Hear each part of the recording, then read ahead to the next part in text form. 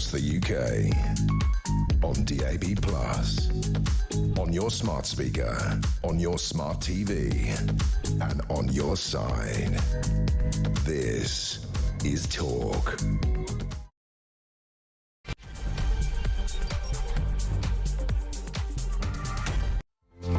Good afternoon. Welcome. It's a sort of sunny Friday. It's, of course, coming into the weekend. Welcome back to the home of common sense. Thank you to Alex Phillips. Coming up on the programme, Kemi Badenoch has slammed Nigel Farage and Keir Starmer for a race to the bottom on welfare, accusing them of asking taxpayers to fund unlimited child support for others. But whose responsibility is it to pay for child benefit and raising a child? We'll look at that in more detail in just a moment. Meanwhile, Attorney General Lord Hermer has likened Tory and Reform plans to kind of international court things like ECHR and policies pursued by the Nazi Germany parties. What really? Is that fair that you go Godwin's law early days? We'll have a look at that as well. And the first full audit of so-called Whitehall wokery reveals that civil service spent over 27 million quid last year on equality, diversity and inclusion staff and projects. Oh my God, who's not getting the memo on this stuff? You literally do not need it. Fire bad people, fire racists and sexists, and everything will be mighty fine. And just employ people who hire reasonably based on merit, regardless of anything else. That's it. That's really all you need to know. 27 million quid, by the way, of your money. Our lines are open, 0344 499 1000. Who should pay for child benefits? Because here's the thing. Let's just talk through the chronology of this for 1 second. On Wednesday, Nigel Farage announced a raft of spending measures, as we know. It was big, it was bold, and it was hugely ambitious. Can we lose the music, maybe? It was big, it was bold, and it was hugely ambitious. Many questioned as to whether it could even be afforded, as Big Nige wheeled out a collective of cuts and slashes. We saw this where billions could be saved and spent better elsewhere. I mean, this was huge, game-changing stuff, as the Reform leader didn't so much park his tanks on Labour's lawn, he drove them into the living room and plonked them on the sofa. The battle lines were drawn. And, of course, the very next day, we know what happened. Keir Starmer, looking like someone who just experienced an air horn prank, pitched up to address Mr Farage head-on. He played the Liz Truss comparison card and then went home with, of course, as it was said at the time, Mr Farage still living rent-free in his head. It was woeful stuff from the Prime Minister. And then today, a hand shot up at the back. "Please, sir, my turn, wailed a lonely voice. "Can I have a go, please?" It was young Kemi, the head girl of the Tory party. She was ready with something to say, and her message was simple. Both of these blokes were talking nonsense. There was a race to the bottom when it came to welfare handouts, and they had no idea what people really want and really think. She said the Conservatives were now the only serious party of sound money, and warned that Britain cannot afford fantasy economics given by Starmer and Farage, who, she said, treat economics like a branch of show business. Nigel's promise of 85 billion quid's worth of savings is bullshine, said a canny Kemi. Well, she didn't quite use that term. Only the Tories get it. She went on to say that the country was facing a choice between sound money and delusion, because Keir Starmer can't tell you what he stands for, and Nigel Farage can't tell you how he'll pay for anything. This was her message. She was on a roll. And then she added her crescendo. We must cut waste and end the inherent unfairness where some work ever harder for smaller rewards to pay for others' benefits. She said we are now the only major political party prepared to take a serious look at the welfare state. Now, this, and of course central to everything, has been the two-cap child benefit issue. That was first introduced by the Tories back in 2017. I think it came off the back of George Osborne's announcements back in 2015. But it's been a constant battle, and of course critics argue that it pushes more families into poverty. But it does rear the kind of age-old question. I mean, no chancellor, no one at the Department of Work and Pensions, anywhere where welfare is concerned, will ever get this right. I mean, the most horrendous job in the world to try and work it out and balance the books and decide what is fair. Because you could say, on the face of it, right, child benefit. And remember, this is not the standard child benefit that you get, which is something like 26 quid a week for your first kid and £17 a week for every child after. That's not what we're talking about here. The two-child cap prevents parents from claiming kind of further benefits, if you like, for the third, fourth or fifth child. That's the point, like universal credit, child tax credits, etc. But either way, whichever one you're talking about, whose responsibility is it to pay for that? Because the easy answer is, well, why is it Bob's responsibility to pay for Pete, who lives next door, who's never done a bit of work in his life? Why should he be paying for his kids? And he can have as many as he likes, and he'll just be paying more and more.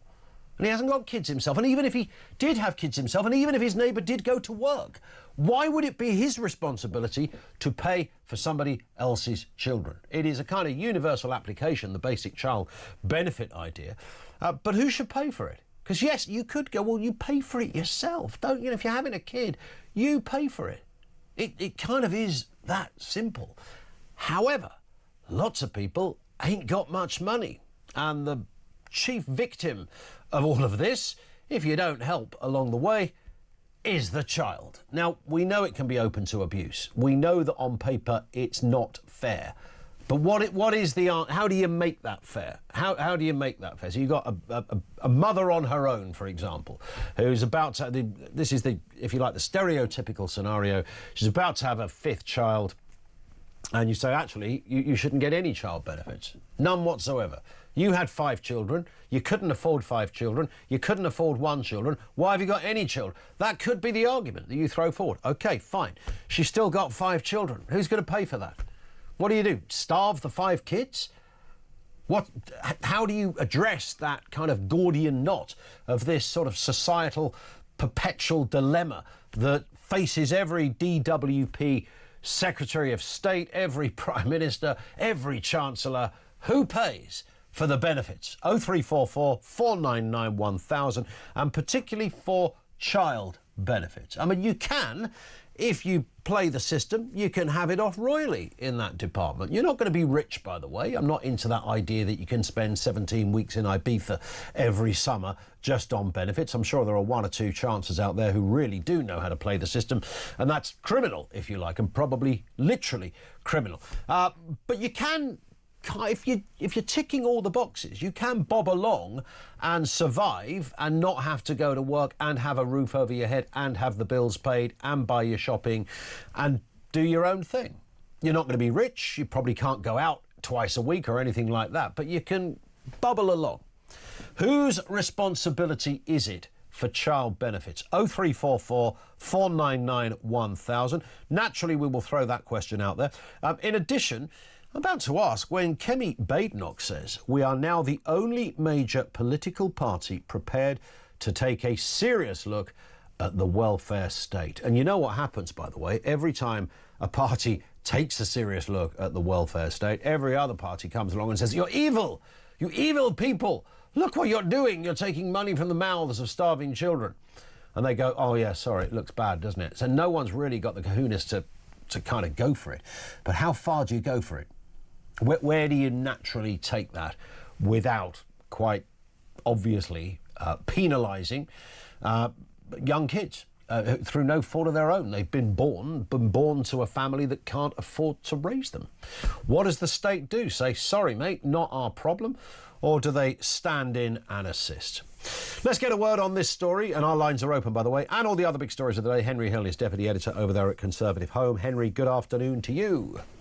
Good afternoon. Always nice to have you with us. Let's start on this Kemi Badenoch story. So first it was Nigel, then it was Keir, and now we hear from Kemi slamming both the aforementioned Mr Starmer and Mr Farage for pledging to scrap that two-child benefits cap, calling their welfare plans unsustainable, defending the Conservatives as the party of sound money. It's worth just having a little listen here, Henry, to the Tory party leader speaking previously about the two-child benefit cap. Here she is. The two-child benefit cap? Yes. It needs to stay. There was a reason why we brought it in, and it was brought in better economic times than we have now. But the fact is, our welfare bill continues to grow. We're spending over 100 billion on servicing debt interests every year. We're borrowing to pay welfare. The two-child benefit cap is reasonable, it's the right thing to do, and we want people to know that we manage the economy properly. That's what a government should be doing. I don't think it is right to scrap it. So this is a playbook, Henry, isn't it? We've seen this many, many times. The Tories introduced it back in 2017. Labour oppose it, then they get into power and keep it in place. Then people start saying, you are evil people, you Labour lot. So they consider that they should maybe get rid of it. Nigel Farage pitches up and says, well, 4 years away from an election, I can kind of say stuff like this. So he's saying that he's going to scrap it. And the argument repeats itself again, and it kind of sort of remains in situ or somehow disappears regardless. But the argument is not new. No, absolutely not. And on this issue, narrowly, Kemi Badenoch is, I think, on the right side of public opinion. The fact is that, according to opinion polls, the two-child limit is popular. Now, why is that? I think, one, as you mentioned, there is an attitude amongst many people that why should I have to pay for other people's children? I think that actually is problematic, and we can return to that.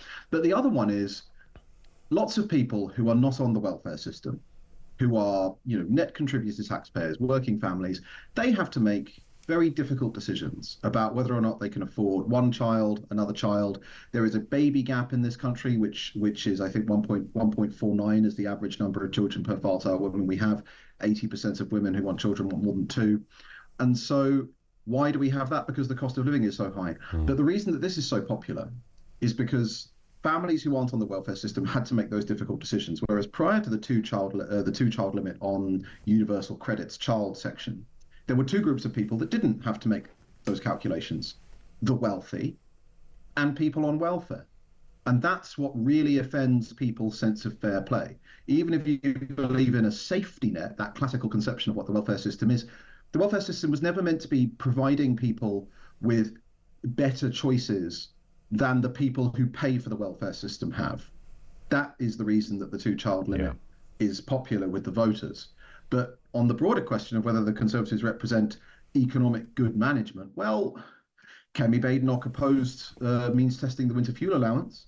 The winter fuel allowance is a welfare payment paid to this country's, on average, wealthiest age cohort. Means testing it, if you are going to be trying to pare back unnecessary government spending, is a perfectly sensible thing to do. She's in favour of the pension triple lock. Again, lots of untargeted spending. There are definitely pensioners who need the spending. No one's saying that we should completely scrap that. Yeah. But untargeted spending, again, on average, this country's wealthiest age cohort. Yeah. So she's right on this question, but the Conservatives don't particularly yet have a long-term coherent economic plan. And frankly, part of the reason that none of the parties have one is that there's not much evidence that the voters are prepared to give one a hearing.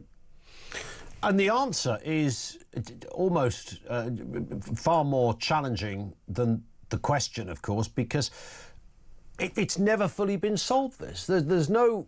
I mean, you've just cited there lots of kind of contradictory policies that have been around. And, I suppose the winter fuel allowances, we all agreed with the idea that David Cameron's mum shouldn't get the winter fuel allowance, and that nobody, I don't think I've met anybody that thinks they should, other than those that somehow construct a reasonable argument that means testing is so expensive, it's not worth it. But that's almost an entirely different point.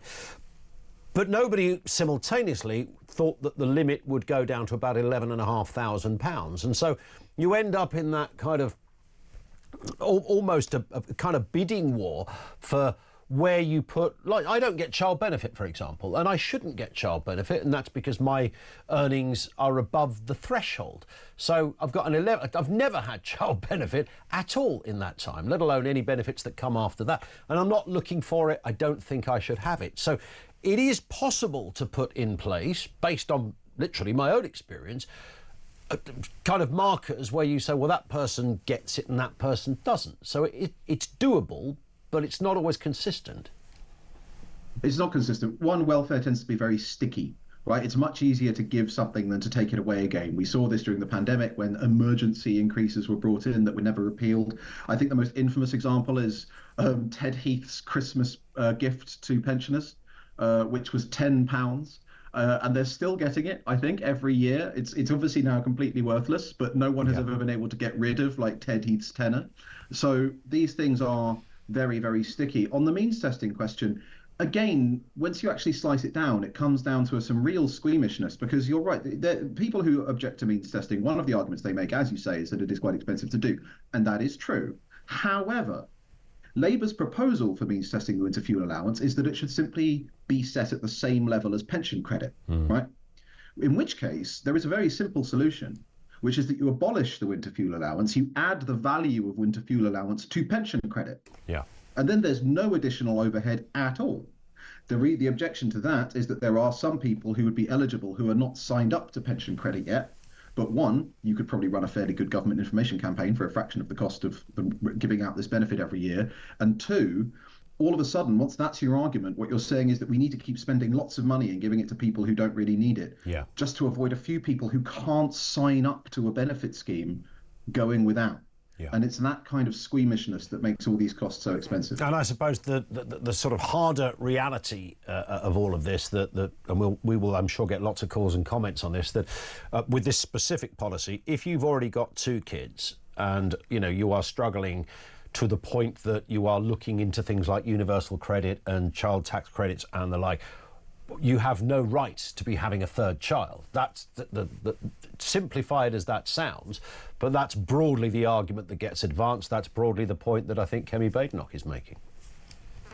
Yeah, as I said earlier, the sense of fairness which the previous policy offends is the idea that you can be a couple who are not on universal credit, but are spending, you know, cost of living crisis, spending a lot on housing. You then have children, which are expensive, and all the rest of it. And so you have to think really carefully. Can we afford a second kid? Can we afford to live in a house big enough for a second kid? And all of this. And the idea that you should be being taxed to then pay into a welfare system that means that somebody on that system can make that decision much more easily. That's what is offensive. Now, actually, we do need lots more children. Fundamentally, an aging population and a shrinking working age tax base is completely financially unsustainable, and there's 2 ways out of it. Either we have a lot more children, or we import a lot of people and have mass immigration for the indefinite future. And most voters say they don't want mass immigration. Now, if the real alternative, and this is where we were talking earlier about fiscal realism, if you don't want mass immigration, you need to stump up and support parents. Because the average cost of raising a child from 0 to 18 is estimated to be about 200 grand. Parents need some of that back. They're making that contribution towards having a taxpayer to pay for your social care, my social care, look after us in our old age. So but that should apply all the way up the income stream. And I think that if we had a more sensible family-oriented policy, it would be supporting working families, including maybe you, on a sort of universal basis, rather than merely through the welfare system. Henry, stay with us. Henry Hill is Deputy Editor at Conservative Home. Lots more stories still to come. We will talk about that extraordinary intervention from the Attorney General, running around the place calling people Nazis, or sort of, and what the civil service is spending £27 million of your money on. I was about to say you won't believe it, but actually you really will believe it. It's no surprises here. Everything you need to know. All the breaking news right here on Talk. 0344 499 1000. Who should pay for child benefits? Whose responsibility is it to pay for children being raised in this country? The state or parents? Lines are open. This is Talk.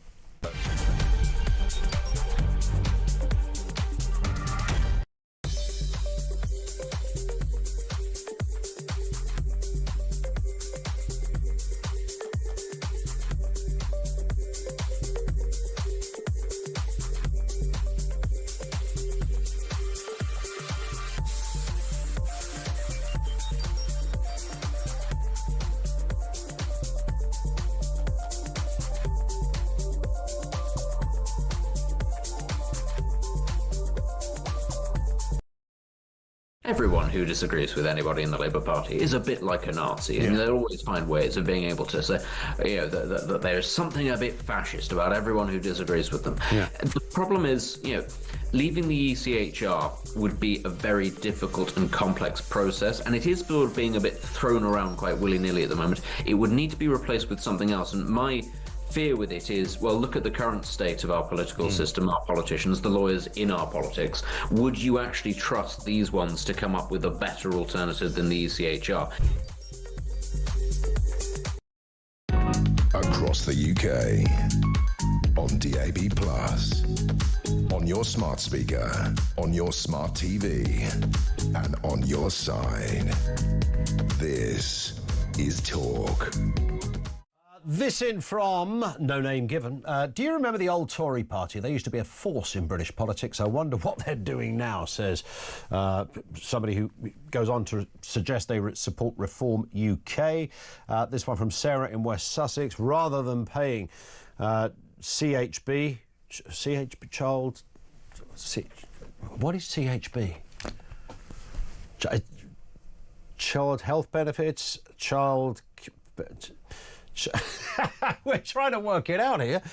CHB. It's going to be something really obvious, isn't it? Child benefit. And it's the ch is for child and B is for benefit. Maybe it is. I think Sarah is literally making up her own acronyms. I just have to say that. Nonetheless, other than paying out for child benefit, for those who work, it's a tax rebate. Why not adjust the tax of those working who have children? Those not working would then need to get a job to receive this tax rebate. That seems fair enough as well. Henry Hill is still with us as well, looking at the big stories of the day. Let's move to this one, Henry. This is all about the Attorney General, who's compared calls to abandon international law, like the ongoing ECHR, the European Court of Human Rights discussion. He's compared it to 1930s Nazi Germany, criticising Nigel Farage, Robert Jenrick and Kemi Badenoch for reckless threats that risk UK security.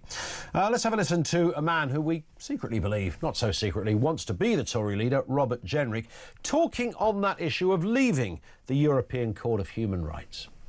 Our continued membership of the European Convention on Human Rights is making it impossible for us to deport terrorists who are here walking our streets, to remove dangerous foreign criminals like rapists and murderers and paedophiles who we need to get out of our country to protect the public. It is making it impossible to secure our borders, which is the first duty of the British state. Now, that, of course, was when he was campaigning to be leader of the party, Henry. We now know that Reform UK would definitely leg it from the ECHR. Kemi Badenoch doesn't say very much about it, but is sort of late leaning towards the suggestion.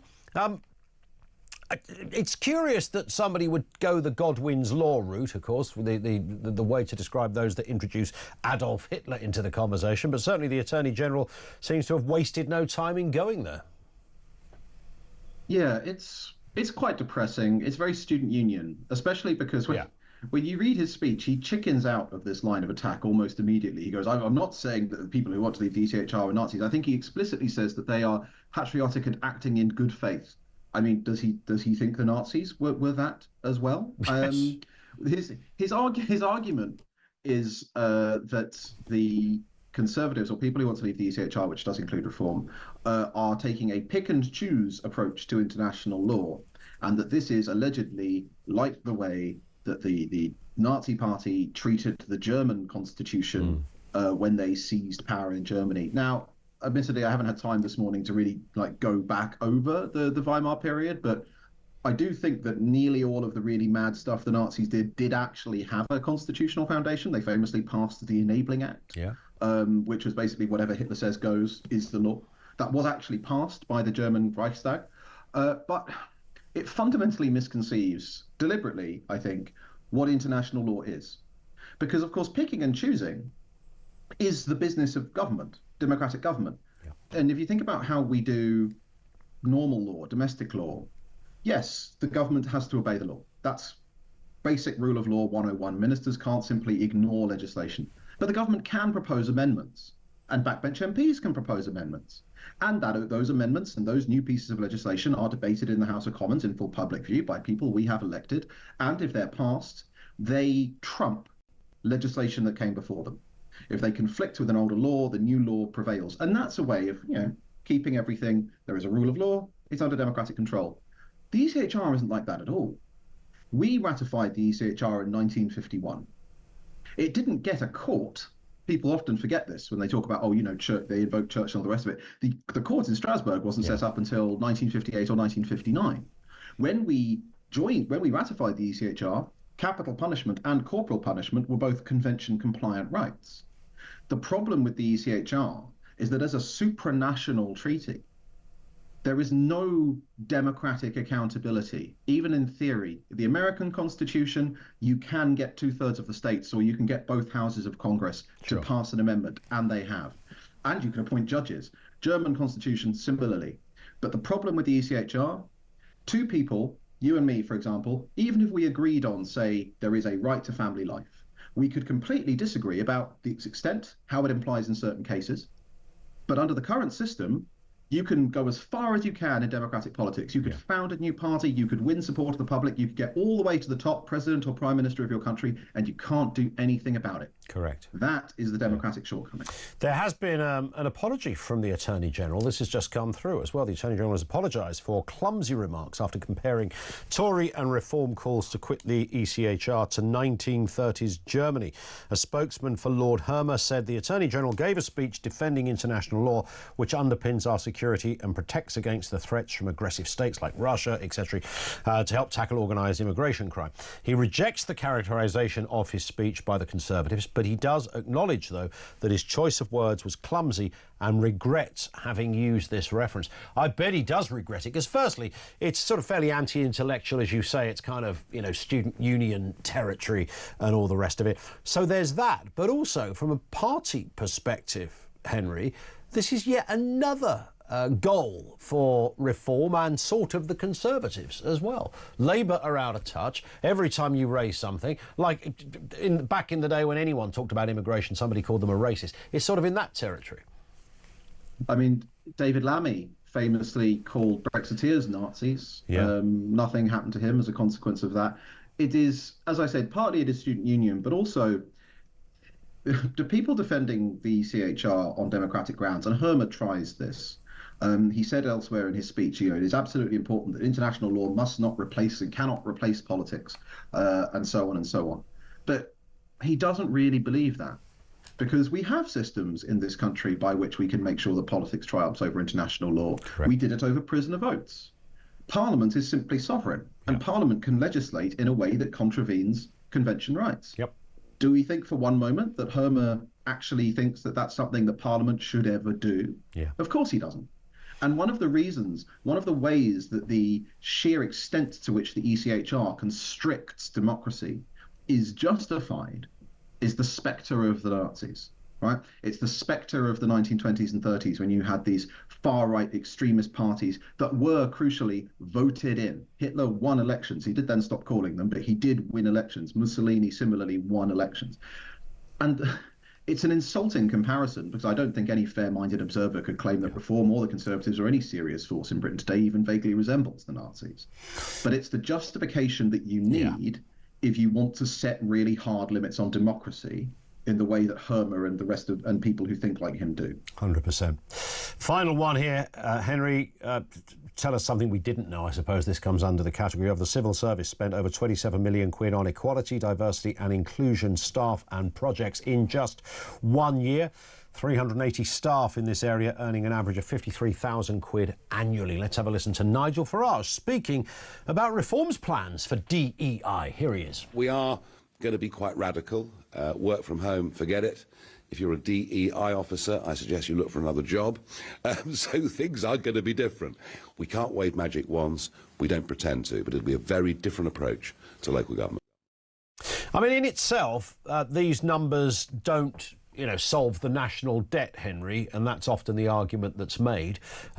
Although I would venture that collectively, across all sorts of areas of life where this almost evangelical approach to DEI exists, there's probably hundreds of millions of pounds you could claw back. To quote Tesco, every little helps. I mean, there's all kinds of problems with this. The compliance culture that this represents is an enormous drag on hiring. It's a drag on business. It's a cost to the taxpayer when it's the civil service, but also it's people employed gainlessly, right? Whenever you argue with people about immigration, one of the arguments they make is, well, if you discount people who are theoretically too sick to work, Britain simply doesn't have many workers left. We've got quite a tight employment market. So clearly we need to import lots of people. But we have the second largest HR as a percentage of the economy, I think, in Europe, other than the Netherlands. It's really atypical how many people that we employ in HR. And if that's not necessary, and other countries seem to get by just fine, including countries like France, where the workers will sue the bosses at the drop of a hat, those are people who could be doing useful work, who are instead employed essentially making work for themselves, because these people will just endlessly expand their remit. The devil finds work for idle hands. The question is, how many of these jobs are there because they are required by legislation?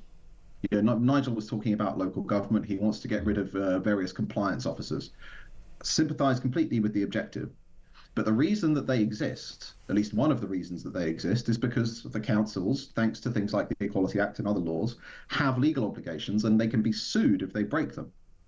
So if you simply sack all of your environmental compliance officers, the net result of that is probably your council losing vast amounts of council taxpayers' money getting sued into the ground by environmental groups. Yeah. So the change for this isn't a hiring thing. It will be, but it has to start at the top. You have to get rid of the laws that make these people necessary. Yeah, absolutely. Bang on. Listen, Henry, as ever, thank you. Have a cracking weekend. The sun is going to shine. He's Henry Hill, Deputy Editor at Conservative Home. Thank you to him.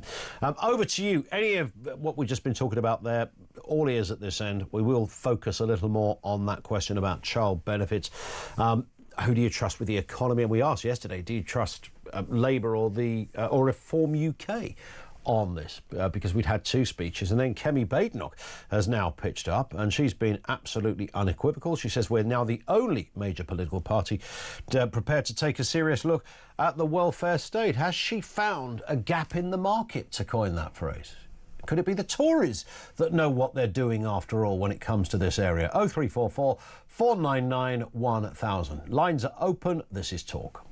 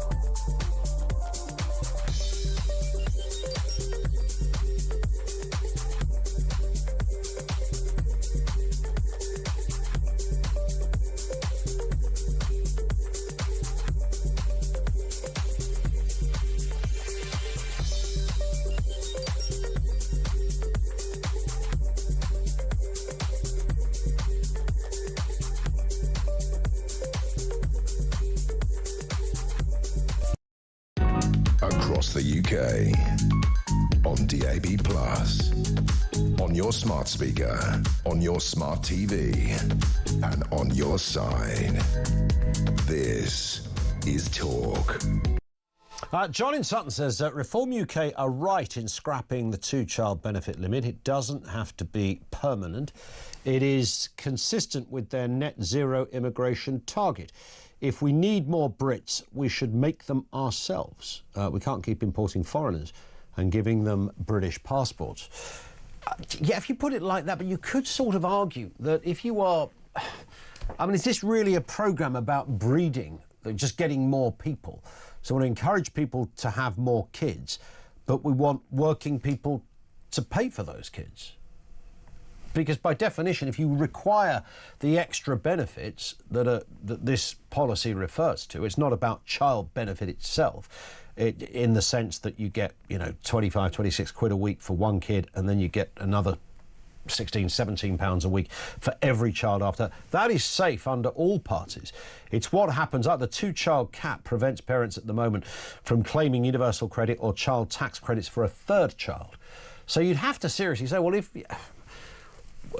is that the kind of demographic you're aiming at when it comes to getting people back into work or whatever? I don't know. This is something you would raise in the debate. Kemi Badenoch certainly is now positioning herself as the sensible voice, with Labour agitating, or many members of Labour agitating to scrap the 2-child benefit cap. And I absolutely believe some people think this is child benefit when they say, oh yes, everyone should get child benefit. Every kid does get child benefit. This is something more. Kemi Badenoch accusing Nigel Farage and Keir Starmer of a race to the bottom on welfare handouts. She slammed their plans to scrap the 2-child benefit cap, saying it forces taxpayers to fund unlimited child support for others. When you put it like that, there might be something in it. Instead, she said Conservatives were now the only serious party of sound money. Now, this is almost kind of like a reset. The obvious, swipers at the side and at the back will go, well, hang on a second, you've been there 14 years. She will say, no, I haven't. I'm literally new as the leader of this party. I was business secretary, a few other bits prior to that, but not for any length of time. Certainly didn't have money on the spending plans, as it were. In a moment, John Redwood, former Tory MP, will be with us to help us out on this. Also first, Michael Simmons, economics editor over there at The Spectator. Michael, good afternoon to you. Afternoon. It's been interesting watching the Conservative Party. I always use this analogy. It's a bit like an episode of Roadrunner, isn't it? They've been trying, all different methods to try and find some relevance, and that one hasn't worked. Oh, we'll ditch that, we'll find something else. Could this be the chink of light that the Tories have been searching for? And it seems to have come around, sort of around one particular policy, the 2-child benefit cap thing. But wider than that, as I just said, Kemi can say, I was never the Chancellor, I was never the Prime Minister. It's a reset. And whilst Labour and Reform want to spend more of your money on other people's kids, we will be the party that will stop that from happening. Is she onto something here, Michael? Well, it's pretty desperate stuff, I would say, but I think it's pretty much the only, option that the Tories have at the moment. If you look at polling for, different chancellors, Rachel Reeves and the Shadow Chancellor Mel Stride are basically neck and neck on a pretty poor share of the vote. And then it's something like 76% don't know as their chancellor. So that means, there's a gap wide open here. And as for the reasons you point out, Labour U-turning on many of their benefits cuts, Nigel Farage seemingly wanting to plough money into the benefit system, it leaves an opportunity where if we keep having these, economic forecasts downgraded, and then it leads to reports that the fiscal headroom against Rachel Reeves' ironclad rules being wiped out, then the Tories might just be able to say, look, we're the only party that are sensible here. But it also requires luck a lot as well, because I think for voters to care about that message, it has to come at a time when the economy is doing badly. And obviously, we're still years away from an election, so who knows what the economy is going to be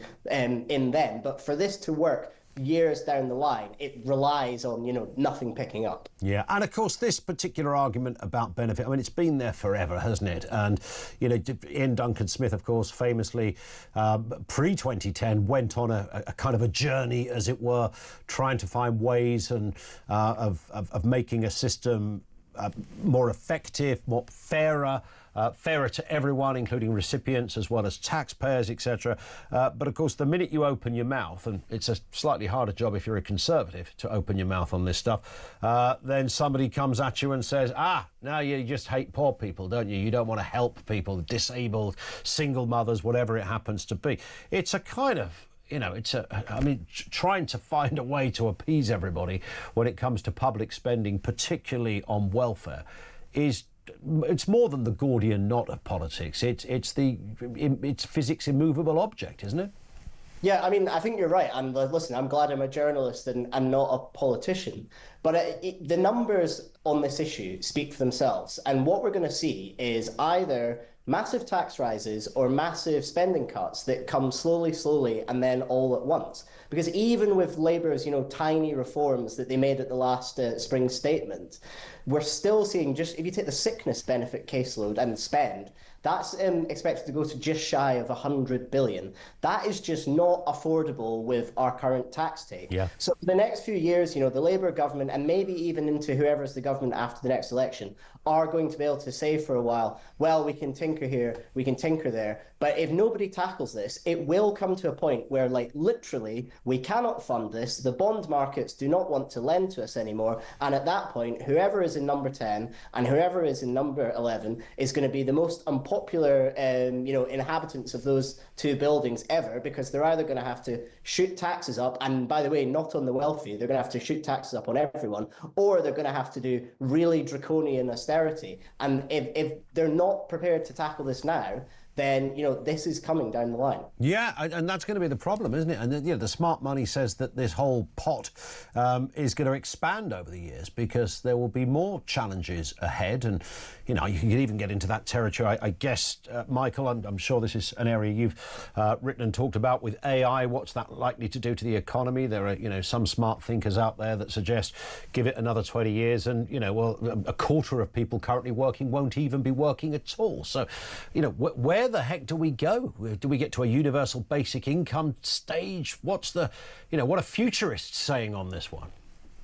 Well, yeah, I think there's an open debate in AI. There's the argument that you've just put across that so many people are just not going to have jobs. And as you say, I think if that were to come about, we would have to have some kind of universal basic income. Yeah. But I think there's actually not that much evidence yet that AI is sort of taking jobs. One exception being in the computer programmers, we are seeing sort of job losses there. But every other technological innovation, from the wheel to farming to electricity to the internet, we've had the same conversations. I mean, if talkTV existed at any of those inventions, we would have probably you might have asked the same question. Yeah. But every time it's led to job creation because it's made people more efficient and it's given them more time to increase their productivity. And obviously Britain faces a huge productivity problem. That's why our economy doesn't grow at all. So maybe I'm, hopelessly naive, but I think that we can harness this as a positive thing that actually unleashes economic growth and creates jobs rather than destroys them. Yeah. And just back to that point where we began, Michael, so Kemi Badenoch, this is clearly going to be something I would imagine she's going to try and hold on to. That there's fantasy spending coming from Reform. There's essentially no idea really coming from Labour. Give the Tories another chance because we're the only sensible ones here. Can that resonate down to 2029? Yeah, I think if we get closer to 2029 and the economy is still in a sort of stagnant state and that we're still in this fiscal pressure, I think that's a line they really will chip away at. They will have to address the point you made in the introduction about, they've had 14 years and, they've had so many chancellors who you could argue are to blame for many of these problems. One thing I did hear this morning is that there's a growing move of people within the Tories who want Kemi to treat Liz Truss in the same way that Starmer treated Jeremy Corbyn, i.e. kick her out of the party as some kind of sacrificial lamb to say, look, it wasn't the Tories that, messed the economy up for 14 years. It was specifically Liz Truss, and we've got rid of her. I'm new, I'm a clean slate. So I think if they're to progress this message, we may see something like that in the next few months. Yeah, that's going to be interesting times. It certainly won't be dull. Michael, thank you for your time, sir. Appreciate that. Michael Simmons, economics editor at The Spectator. Let's speak with Sir John Redwood, former Conservative MP. John, good afternoon to you. Always good to gauge your views on these things. You've sat around cabinet tables when almighty rows have taken place over spending. I'm sure there's stuff you couldn't even put in an autobiography, but I bet it was popcorn time when you were witnessing some of these debates taking place. Let's call them debates, to be kind. It is really at the centre, isn't it, of all governments. There's one pot of money, it's how you spend it, and then when you get to the DWP and welfare, again, how that is distributed. And the only thing worse than somebody who is undeserving of a welfare check is that same person without a welfare check, because that becomes another headache for the government, right? You've got to sort of find this curious middle ground. Well, that's right. And all governments have to accept that welfare will be what people need, so that you can't say you're going to limit the number of people who get unemployment benefit or get housing benefit, because if people have got the needs and they qualify, you pay up. So that preempts lots of other budgets, because all too often those sums are going up, as we've just been hearing. So what you don't do is you don't suddenly get more generous with your policy. If you've got a big borrowing problem already, if you're having to squeeze things like police and health in order to meet the benefits bill, you don't go out of your way to say, well, we can be more generous. You say, well, we'll meet our obligations, we'll do the best we can. And that's why I think it's a very odd time at the moment that Labour and other parties are thinking about getting rid of the two-child cap. It was a modest introduction by the Conservatives to try and limit the welfare growth. It wasn't universally popular, but quite a lot of people thought there was some justice in it. Because if you went to work and you got above a very low wage, then of course you weren't going to qualify for these benefits. And you had to make hard choices about how many children to have. So it wasn't entirely fair that everyone should have to make those similar kind of choices if they were expecting the neighbours to pay. And so it got quite a bit of support. It was a relatively modest proposal because, as you rightly point out, you get the original child benefit for every child you have, whether you're in work or you're not in work. Indeed. So this was additional means-tested assistance. And I just don't think this is the right time to be trying to find £3 or £4 billion to spend on something like this, when the government is thinking of saying we can't have enough police we're finding it difficult to get the waiting list down. But of course it does show, John, doesn't it, that constant battle that all politicians and parties have, that this is such a sensitive area, isn't it? The minute, and particularly difficult for Conservatives and right-wing parties, which is interesting that Reform have made this announcement, going sort of against type, as it were. But the minute you talk about any kind of benefit being either removed or compromised, or the line of claimant ability being moved, the world loses its mind. And certainly on the left, you know what it's like as a Tory. You're accused of all sorts of things. Ian Duncan Smith, a man who went around the country genuinely educating himself with some really fine ideas about what we should be doing economically and with welfare, found himself being called goodness knows what for having the audacity to try and make the system simpler and fairer. Well, that's right. I think Ian did great work, and he's done great charitable work ever since, because he's worked away at that problem of why are so many people unable to work? Can they be given more help, more training, more assistance, build their confidence up? Because the best way to raise your living standard is to get a job and to get some pay. And one of the ideas of the universal credit, which is a pretty generous system by world standards, was that it would always be worthwhile working. Yeah. So if you make universal credit more generous for those who aren't working, then you start to undermine the very purpose of the thing. And one of the things I do agree with, the Labour government keeps saying, is that they want to get a lot more of those people who could work but are not working into work. So they shouldn't be looking at making it more worthwhile not to work, which is what this proposal would do. You've got to make sure it's always going to be more beneficial to work, as well as helping people to get the skills and the confidence to get the jobs. And I don't really see how this does fit in if you want to control migration, if you're going to make it more attractive to not be working or to be in very low income working. So I thought the whole idea was we were going to limit migration to people with real skills that we need and capable of commanding much higher salaries, so they won't need any benefits. Just a final point then, John. I mean, is this the way back for the Tories to try and find, there's Reform with this billions of pounds worth of spending. They claim they've got, plans to finance all of this, net zero and goodness knows what else. And maybe they have, but certainly on this one policy of two-child benefit, they're going more to a Labour position. Labour are being constantly agitated by their own members to, again, abolish the status quo and go back to what it once was. Can Kemi Badenoch find that gap in the middle and run with it? Well, I think she could. I don't think one policy on its own is going to make a huge difference. It's going to take time to build confidence, because what I think this is about is, don't we have to recognise that the state is simply spending far too much and wasting far too much, and that we need to address those issues? And at the time when you're addressing those issues, you don't look for new ways of spending additional money. However, nice you might think they are. And that, I think, is something reform has to reflect on. And they say that they would make all sorts of offsetting spending cuts, but they're very general headlines. And when most of them relate to administration and diversity and equality programs and so forth, they need to flesh that out. Indeed, I think we'll be seeing over the next year whether it's easy or difficult, because we've now got a series of reform-controlled county councils where they said they can cut the overhead and cut these diversity programs. Sure. So I and others will be watching, and if they do, I'll say, well done. And if they don't, you say, well, if you can't even do it at a county council, you're clearly not going to do it at the national level. Indeed. To pay for all these benefit increases. We are, it's going to be watching with interest over the next few months on that specific point. John, thank you as ever for your time, sir. Really appreciate that. Sir John Regwood, former Conservative MP and Cabinet Minister. Thank you to him. Over to you. Who should pay for your kids?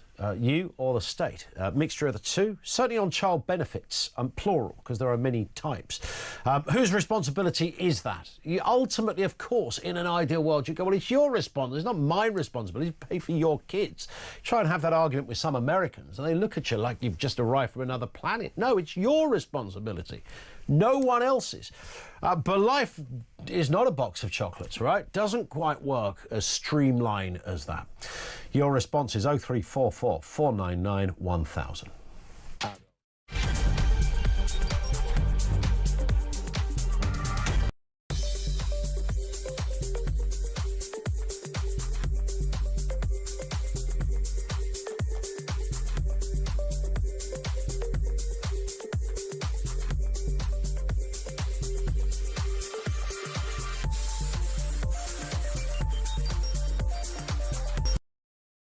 If you walk into town or you catch a bus into town or you go on the tube, you see it. You see the impact of mass immigration. And it isn't just people, it isn't just bodies, it's culture, it's society. Places are filthy because nobody owns them anymore, okay? He's right when he says it's an island of strangers. So he's identifying all of these problems and doing absolutely nothing about it. He thinks it will go away or it will be superseded by another problem. It ain't going to go away. It's the biggest problem we've got. And if we don't do something about it, then we are in catastrophe. Across the UK, on DAB+, on your smart speaker, on your smart TV, and on your side. This is Talk. It is Talk. 0344 499 1000 522. Let's go to Adam in Nottingham. How are you doing, Adam? Good. How are you? You all right? Yeah. I just wanted to join the conversation on this, the child cap. And to me, I mean, I'm probably wrong. I'm no politician or anything, but it just doesn't make sense that you just go after that one particular thing. When, I've been to Poland, and they've got a different cost. The cost of living there is really low because they don't put taxes on fresh food. And I'm just wondering, why can't we do that here? If you just make the cost of living low, make fresh food and everything low, put taxes on junk food, put taxes on luxury stuff like 17 TV screens, because if you're rich enough to want that and afford that, please pay the taxes. Bring all that so the cost of living is down so parents can go, oh, well, it's not that much to, survive and live and eat right anymore. And I'm comfortable enough to have babies. And it helps the farmers out. It helps everybody out, not just those parents that want more kids. And other things like if you're working, if you are high achieving parents and working, then I think then you've got an extra benefit there to apply for childcare. Sure. To have your child looked after while you're at work. But it will not apply to those that are on the dole because you're already at home. So why do you need childcare? Unless you get a job and you can show you got a job and then you can apply for childcare. Well, the trouble is, of course, lots of people, as I'm sure you know, Adam, who are on benefits of all kinds are also in work. And that's where the issue gets a bit tricky, right? Because, you've got to obviously look at companies paying more money. I mean, that would be the kind of short-term answer, right? If the state have to prop you up because your employer isn't paying you enough to live on, there's something wrong. But if the cost of living is lower, then they don't have to prop you up as much. Because if the cost of living, you can go out and buy food without paying through the nose, especially buy fresh food, stuff that's good for you and good for your children, and not junk food or something with excessive packaging or anything like that. You can actually go out and buy fresh food, which encourage people to cook more, to prepare, things like that. And I think just people, rather than just looking at the bills all the time, people in general would just be happier because they've got more happy. When people are happy, they're going to be making babies. They're going to be happy to make babies. And I just think that obviously there's more to work out there and to hash out. I'm not an expert on this. I just think that makes more sense than just concentrating on one particular group. Because instead of concentrating on one particular, concentrate on this one thing. What's the first thing we do? Because I love the idea, and I'm pretty sure over there at the departments they probably thought about this. Sure, you'd like to think they had at some point. They've thought of every suggestion. They would have gone, "Oh, that's great, but here's the problem." What's the first thing you do to make the cost of living more bearable? Well, I've always said, like I said, just the cost of living is to bring the taxes down on stuff that's beneficial for you and bring taxes up on stuff that's not beneficial for you. Yeah. And the people who's got the money will buy that and pay those taxes. Yeah, sure. That's just one of the... I mean, it's just... I don't know if it works, but in my head it would, because I'm not rich, so I'm not going to go out and buy a 70-inch TV screen.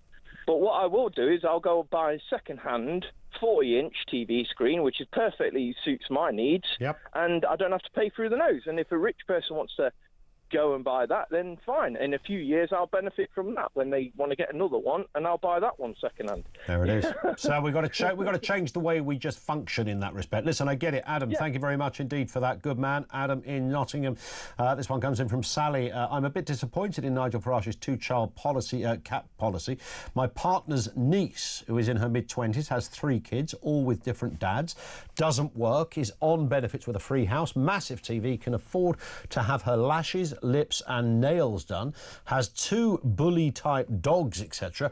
Ticking all the boxes here. I'm not sure she is the best person to benefit from taxpayers' money to support further children who, let's face it, are likely to be on benefits themselves eventually anyway. Yeah, I have a not dissimilar thing, Sally, in my own family, where it's exactly that. And you think, like, yeah, I mean, lovely kids and bright kids and all the rest of it, where you do scratch your head and think, what's going to be the future here if that's been your upbringing and your environment, etc. And some kids do stray away from the template within which they have grown up, and you hope that is the case, but there's a lot of evidence to say it just kind of rolls on and gets repeated. Whose responsibility is it to raise kids, yours or the state's? 0344 499 1000. News at 2 now.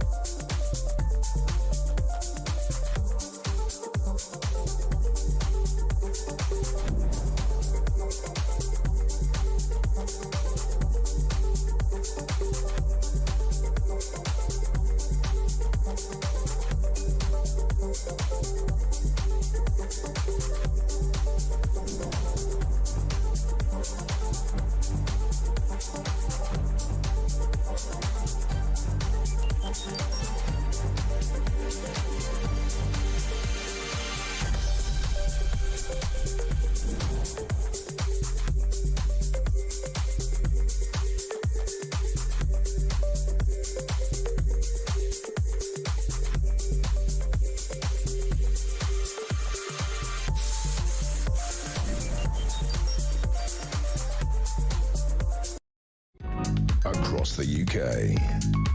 On DAB+, on your smart speaker, on your smart TV, and on your side.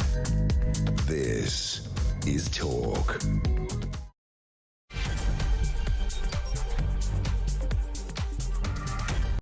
Yeah, good afternoon. Welcome back. 3 minutes after 2 o'clock. It is the home of common sense. So a lot of news out there today, as you might imagine. Kemi Badenoch slamming both Nigel Farage and Keir Starmer for what she calls a race to the bottom on welfare. She's accusing them of asking taxpayers to fund unlimited child support for others.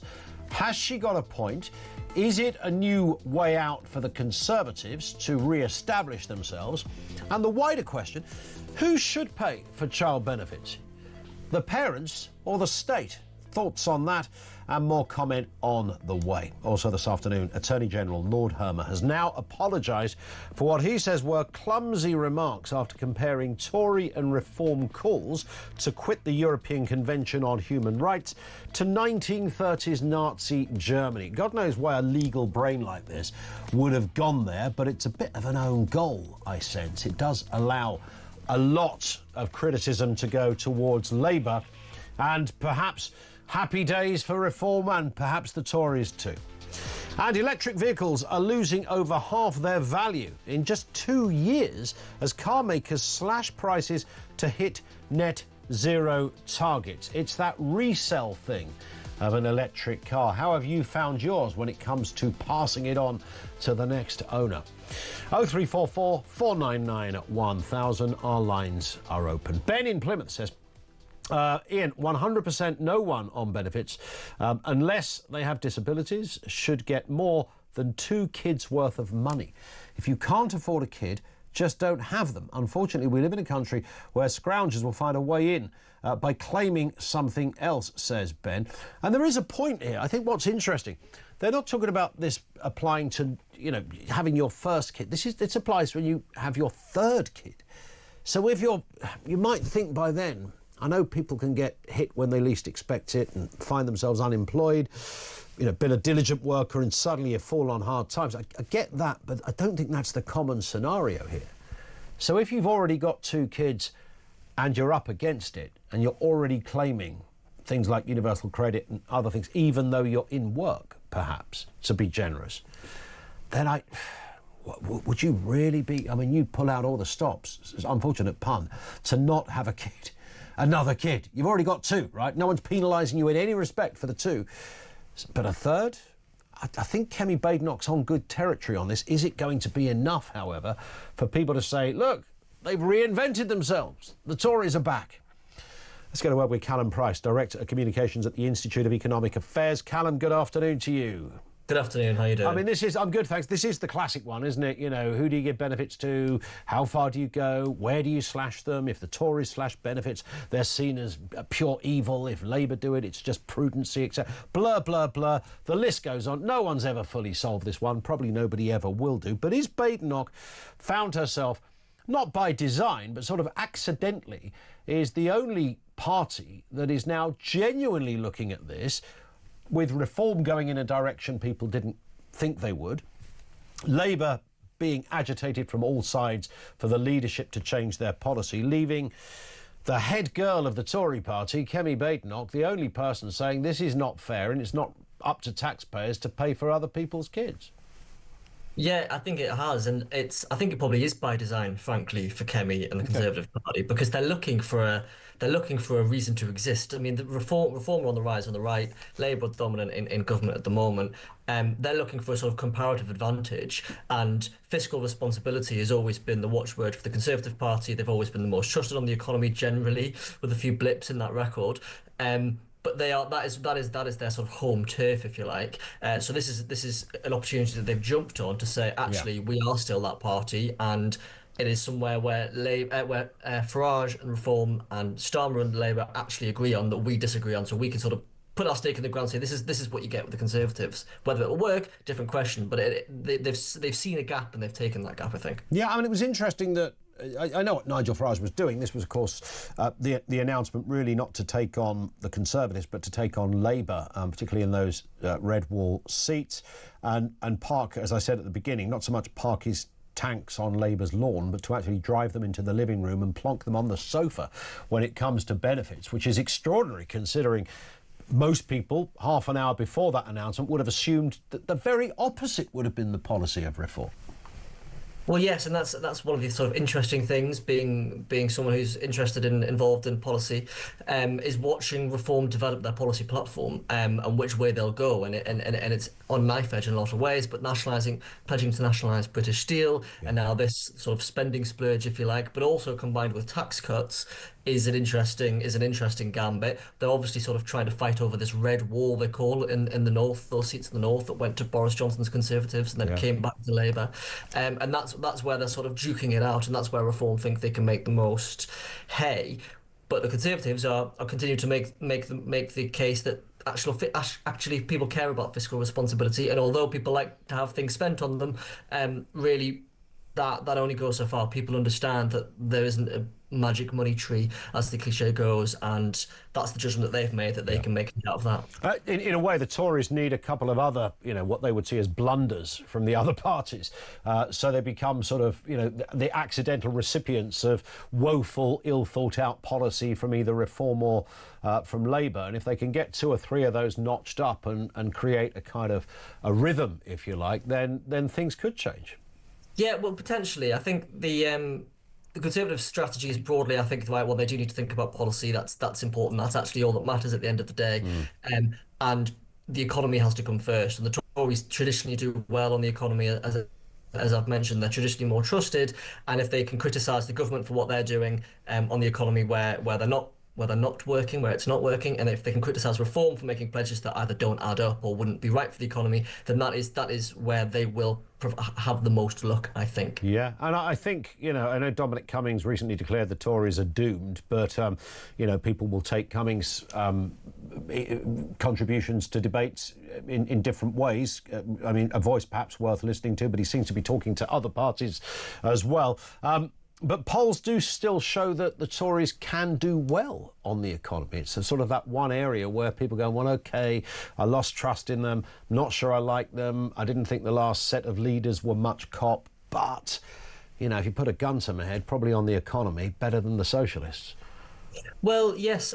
Their recent record in government really damaged them on that, with what happened with Liz Truss and before that and after that to an extent. But then Labour have come in and done lots of good stuff on planning and other things, but on the economy haven't been entirely successful. Their tax raising budget last year, the raising national insurance, the raising of inheritance tax, and all those measures aren't popular for one and aren't the right ones for second. So so the Tories, that is ground, they're basically giving that ground back to the Tories. It'll be up to the Tories whether they can take it, but they're doing their best to try. And people do just seem to naturally, for historical reasons, for whatever reasons, believe that the Conservatives are the party for the economy and Labour are the party for public services. So that's the old battle lines that still remain by all accounts. I'm waiting, and I've heard a few other people sort of float this idea that Reform over the coming weeks, certainly in the coming year or two, will bring in a higher rate of tax, where people will look up and go, "What? Sorry, what?" A higher rate of tax, something, right up there with the very, very, very rich, not people on 200 grand a year, people on, $1 million plus a year. It would have to be an attractive kind of, totemic number. Might not raise a load of money, but it would certainly alter the perception from the left. Again, those red wall Labour seats. Wow, look, this is Reform doing what we've been asking Labour to do for years. Yes, but that would be absolutely the wrong idea. Wealth taxes, those sort of taxes that you talk about on the super, super, super wealthy and on their wealth rather than their income can be popular, but they are popular in a time, they always could become more popular at a time when the economy isn't growing, because it's about, rather than growing the size of the pie, it's populist parties aiming to say, your slice of the pie is too small, so we'll take some off this person and give it to you instead. But it'll be actively damaging. It will hurt the people that it's trying to help by scaring off investment, by scaring off the people that pay the vast amount of tax already. So that would absolutely be the wrong route. Whether Reform take it, for political reasons it wouldn't surprise me, but we'll see. Wouldn't want to preempt. Indeed. Let's talk about Lord Hermer, the Attorney General, who went down Godwin's law territory over the last day by suggesting that the idea that you might want to quit the ECHR was a bit Nazi-ish. He didn't quite use those words, but it was in that. But he didn't even need to go there, for goodness sake. He's now acknowledged he didn't need to go there as well. I mean, I'm glad he's done that, but it sort of does create, again, it's a great point for reform, isn't it? To go, look, these people are the same people that called us racist for even questioning immigration are at it again, suggesting we're Nazis for even pondering the idea of leaving the ECHR. So it's good that he's retracted it, but potentially the damage is done. I don't know how much this will land with the average voter, but, you know, it was said, it was done, and not really a good look for him.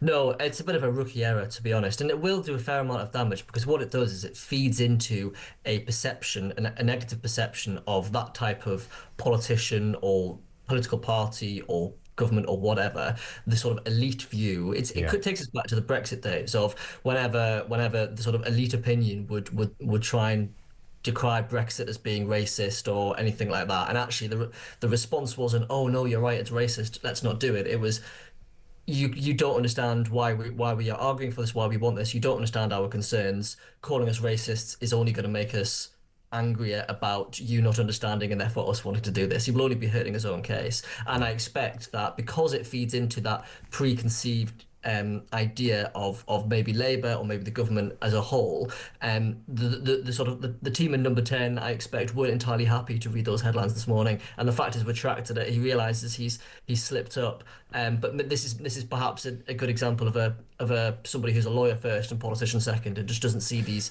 landmines when others might. Yeah, these kind of characters, they're kind of like, you know how surgeons are a bit weird, aren't they, when you meet them? You know, thank goodness they save your life. They're always kind of oddballs. You meet one at a party, they're always kind of a bit strange. They're not strange when they're your surgeon and you're talking to them. They care very much for you and they're very skilled people, but they're not quite on the same sort of level or in the same world as the rest of us. And I sense these kind of big legal brains are sort of in that same place. There's something, and when I say sort of spectrum dwelling about them, and as a pejorative, I mean genuine observation about people in that world. I can see why Mr. Hermer here would have gone in that direction, because it's sort of in his DNA a bit. Well, I think it's potentially, but I think it's actually mainly about it being a different. His experience is in a very different role to what being a politician. It might surprise people to say, but it does take some form of skill, and it's quite a unique skill to know how to do politics well. And if you spent your time being extremely good at another job, it's not quite as easy as just sort of picking up a red box and delivering a speech and you're suddenly a really good politician. It does take, you need to be able to spot these things, these landmines, how might this argument be skewed against me by my opposition. Arguments aren't always made in the best faith in the political arena like they might be in the legal arena. So you have to be aware, you have to be prepared for those, and people around you need to be saying, hang on, let's maybe not make this comparison, because what might Farage, what might Kemi say? So it's a bit of a slip up for sure, but you're right that he's retracted it, and rightly so. Let's talk about this just briefly. Nigel Farage pledging to launch a crypto revolution in Britain and introduce the cryptocurrency and digital finance bill if Reform UK wins the next election. I know there's a lot of this going on in the States at the moment. I'm sure you're right across it, Callum, but I have not got a Scooby-Doo what cryptocurrency is, how it works, can I borrow it, invest it, spend it, get it back? I genuinely don't know. That thing called Bitcoin, where every man and his brother has tried to explain to people like me what it is, unsuccessfully. I have no idea. I could not even begin to... I couldn't write 2 sentences on it. That's how inept my knowledge is of this area.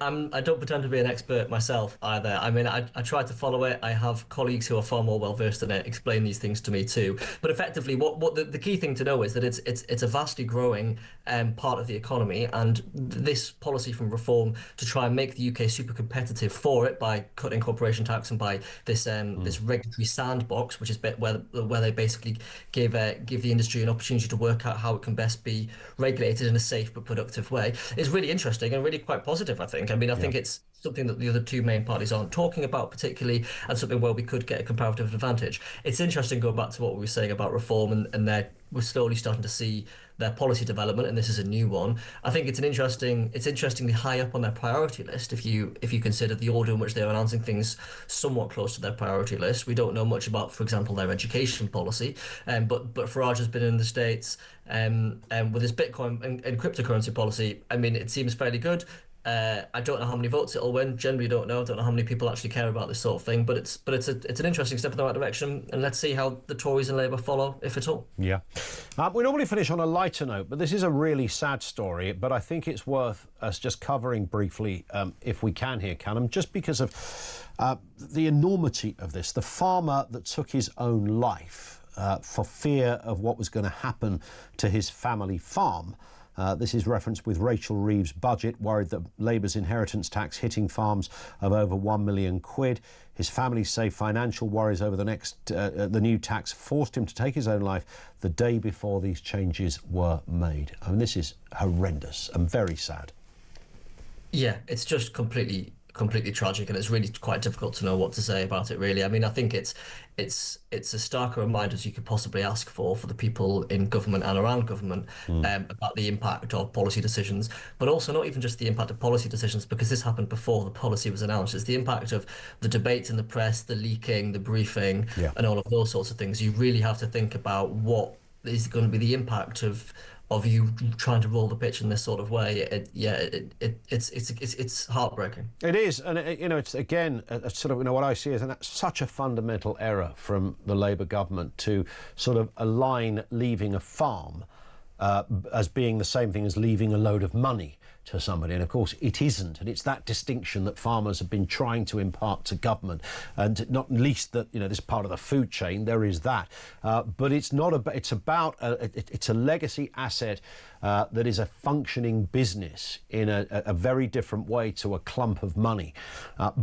And it's that, and loads of farmers, are going to find themselves in this position. And what happened in this case to Mr. Charlesworth is, and he was 78, by the way, is so deeply sad. But it is a reminder of when politicians make policy, there are real lives at the end and real stories that result from signing off bits of law and diktats.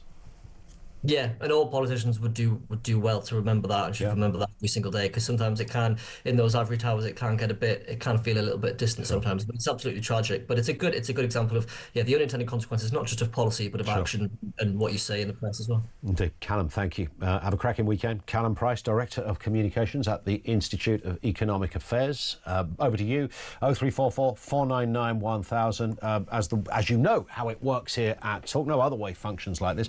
If there is something you've heard us talk about, you want to chip in your dime, that's not a problem at all. You can do it on a voice note if you want to bypass the queues. 0344 499 1000. You can call for a chat, or you can message 87222. If there's something else that you want to bring in to the debating arena here that we've not touched upon, we're all ears at this end as well. We are completely open. The marquee is open for some debate. So call us in on whatever it is that's getting you certainly animated about things at the moment. And of course, that central question that we threw out at the beginning, this is reference child welfare benefits that you will be allowed to claim, but who should pay for them? There's a real fine. There's more than one fine line on this one. It's never been solved. It constantly comes under the spotlight for political and public debate. Who should pay for child benefits? There is an argument that, well, only the parents, and if you can't afford to pay for them, then I'm afraid you have no right in bringing children into this world. Now, that's very harsh. It's also not quite realistic, because not everybody who has kids do so realising that we're going to have kids, accidental pregnancies and blah, blah, blah. But that stuff happens. How do we deal with it? Who should pay for child benefits? 0344 499 1000.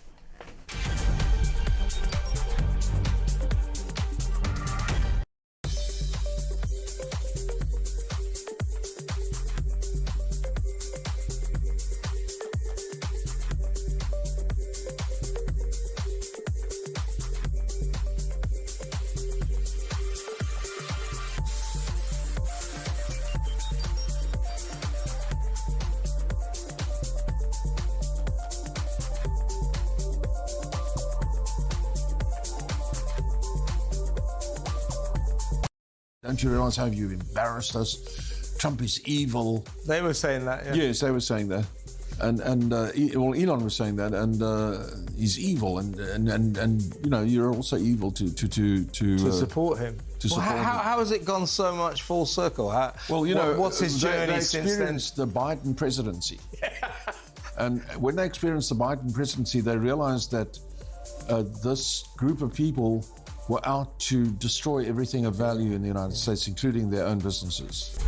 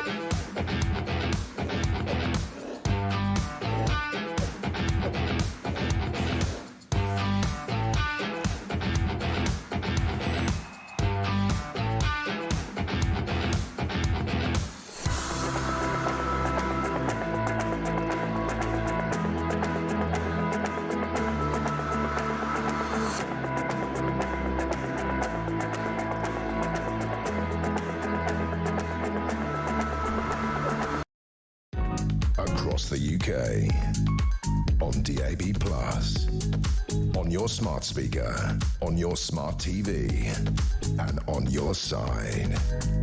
This is Talk. It is Talk. We've got so much comment here. Mike in Lincoln says, being opposed to the removal of the two-child benefit cap, I have re-listened more than once to what Farage said to get an understanding of where he's coming from. I guess if we're looking at it in the round, we're spending billions on things that are making us poorer as a nation. Net zero for a start. If we were to remove these idiotic expenditures and have more money available for social things, then I guess in principle what Farage is proposing, excluding newcomers to Britain from payments, is then perhaps not a bad policy, encouraging an increase in the birth rate. I could be changing my mind. Yeah, I think that's bang on, actually, Mike. I think that's broadly what he's saying. So you've got to start this somewhere. If we have a lagging birth rate, we have a big problem. And it might not be a problem we're going to feel tomorrow or even in the next decade, but as the one after that starts to kick in and there are fewer people in the workplace, you then become more dependent on immigration and the like, and there is a problem. And it's a problem that's not just being experienced in this country, but elsewhere as well. Somebody here says it's mainly men illegally coming into the country. How is the birth rate going to increase with this happening? It's not going to help at all. Yeah, that would be illegally, though. I take that point. But, of course, legal immigration is the big one. So that's a whole separate discussion, I guess. Leslie in Wiltshire on this policy. What are you thinking, Leslie? Good afternoon. Good afternoon. Well, with regards to starting to pay benefits again for your third or fourth or fifth child, yes, it just seems to make more. Don't give any more money, but as they say, oh, it's the cost of food. Give food vouchers. So if you can have 3 children or 4 children, but for any child over the limit of 2, as you're getting help for now, you get supermarket vouchers. So it's still an expense, though, isn't it? It's still an expense. Are you talking about just child benefit here, not the extra benefits? Yes, just the child benefit. Okay. And then with regards to working people, I don't think it's fair that we should always be giving more help to people who aren't working, because, I mean, my daughter and my son-in-law both worked very, very hard to get where they are in their jobs, and they have 2 children, and it's a huge expense. Now, they can't afford to have more, but it just seems in that case, if you are working, for every child you have, your basic rate tax code changes. Correct. So you don't start paying tax till a later amount. So that would be another way to address it. Absolutely. So everyone is being encouraged to have, if they want to have more children, fine. but you can't do it just to get more money from the state. Yeah, is what I'm trying to say. I hear it. Yeah, you must help the working parents as well. It needs that kind of thinking, doesn't it? But you always, I suppose, governments stumble across lots of people that don't fit into one bracket or another, or there's other circumstances around their situation that make their story, you know, perhaps different to how we're talking about it.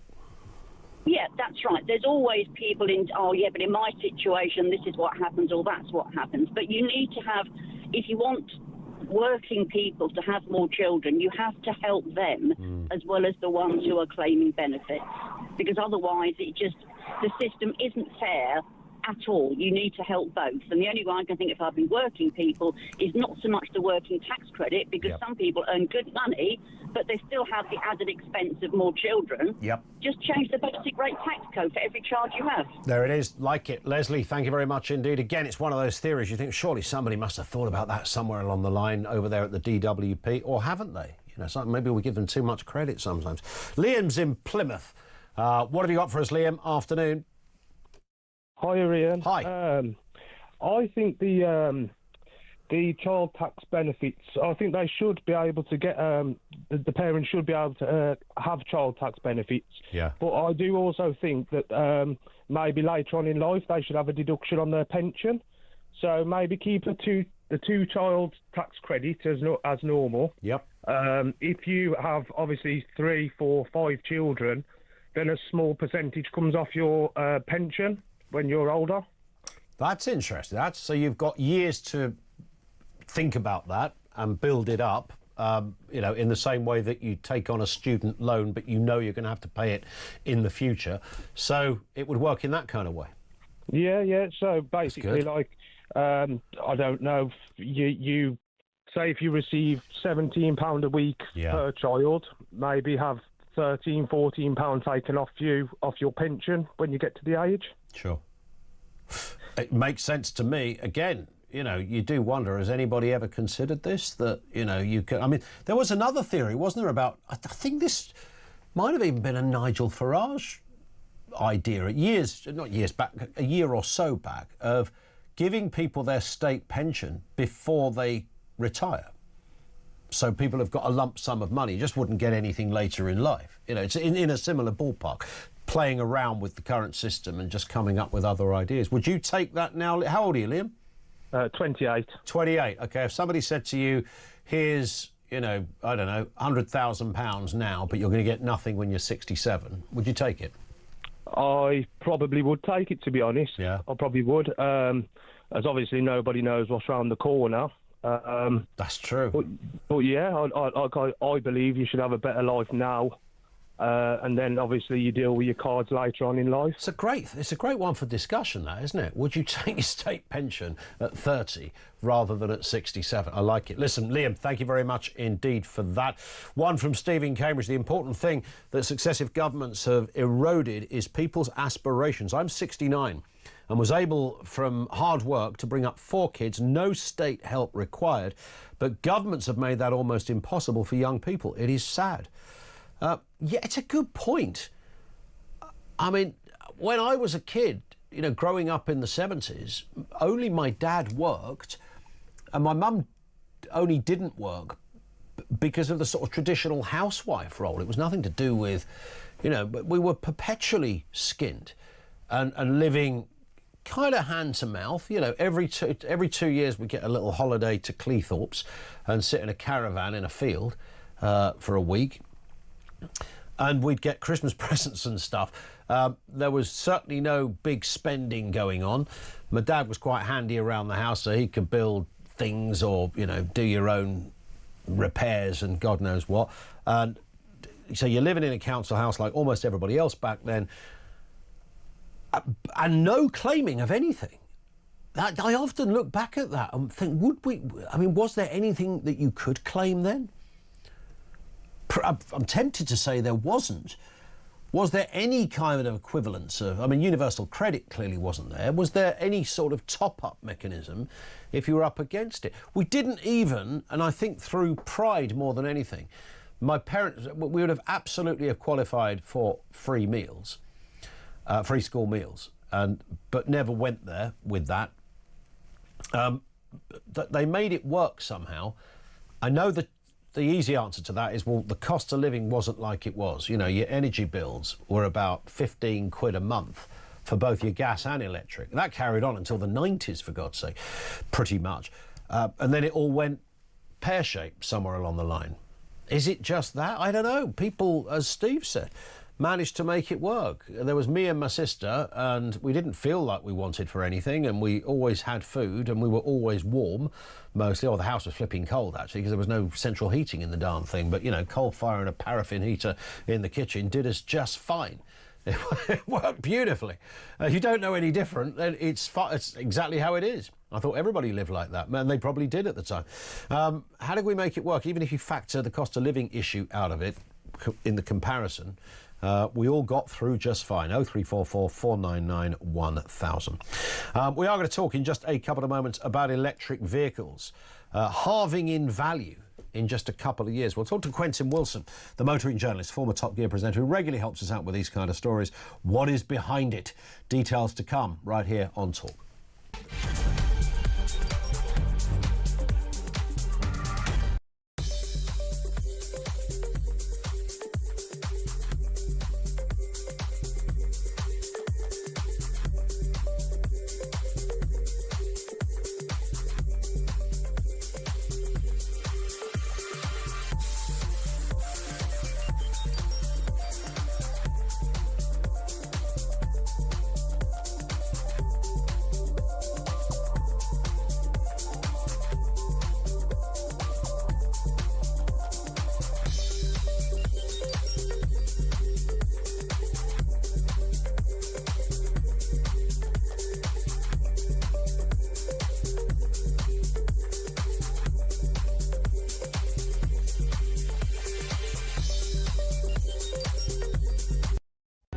Across the UK, on DAB+, on your smart speaker, on your smart TV, and on your side. This is Talk. It is Talk, 25 to 3. Let's talk electric cars. It's something we visit this one fairly regularly for different reasons. I was just reading this report that apparently says electric vehicles are losing more than half their value within 2 years, compared to 30% for petrol and diesel cars. A typical EV now retains just 49% of its value over 24 months, down from 83% in 2022. Car makers slashing prices to hit net zero sales targets is being blamed for the steep drop. Let's speak with Quentin Wilson, motoring journalist, former Top Gear presenter, regularly helps us out on these kind of stories. Quentin, good afternoon to you. Yet again, here it is, the EV is under the spotlight. I don't know whether there's any mischief in these statistics or not, or whether this is just an irredeemable reality that, you know, as companies slash the price of a new car, the second-hand market takes a hit. Yeah, I mean, look, there's always mischief in these statistics, Ian, and I hate to break it to you, but the Daily Telegraph doesn't like EV. What?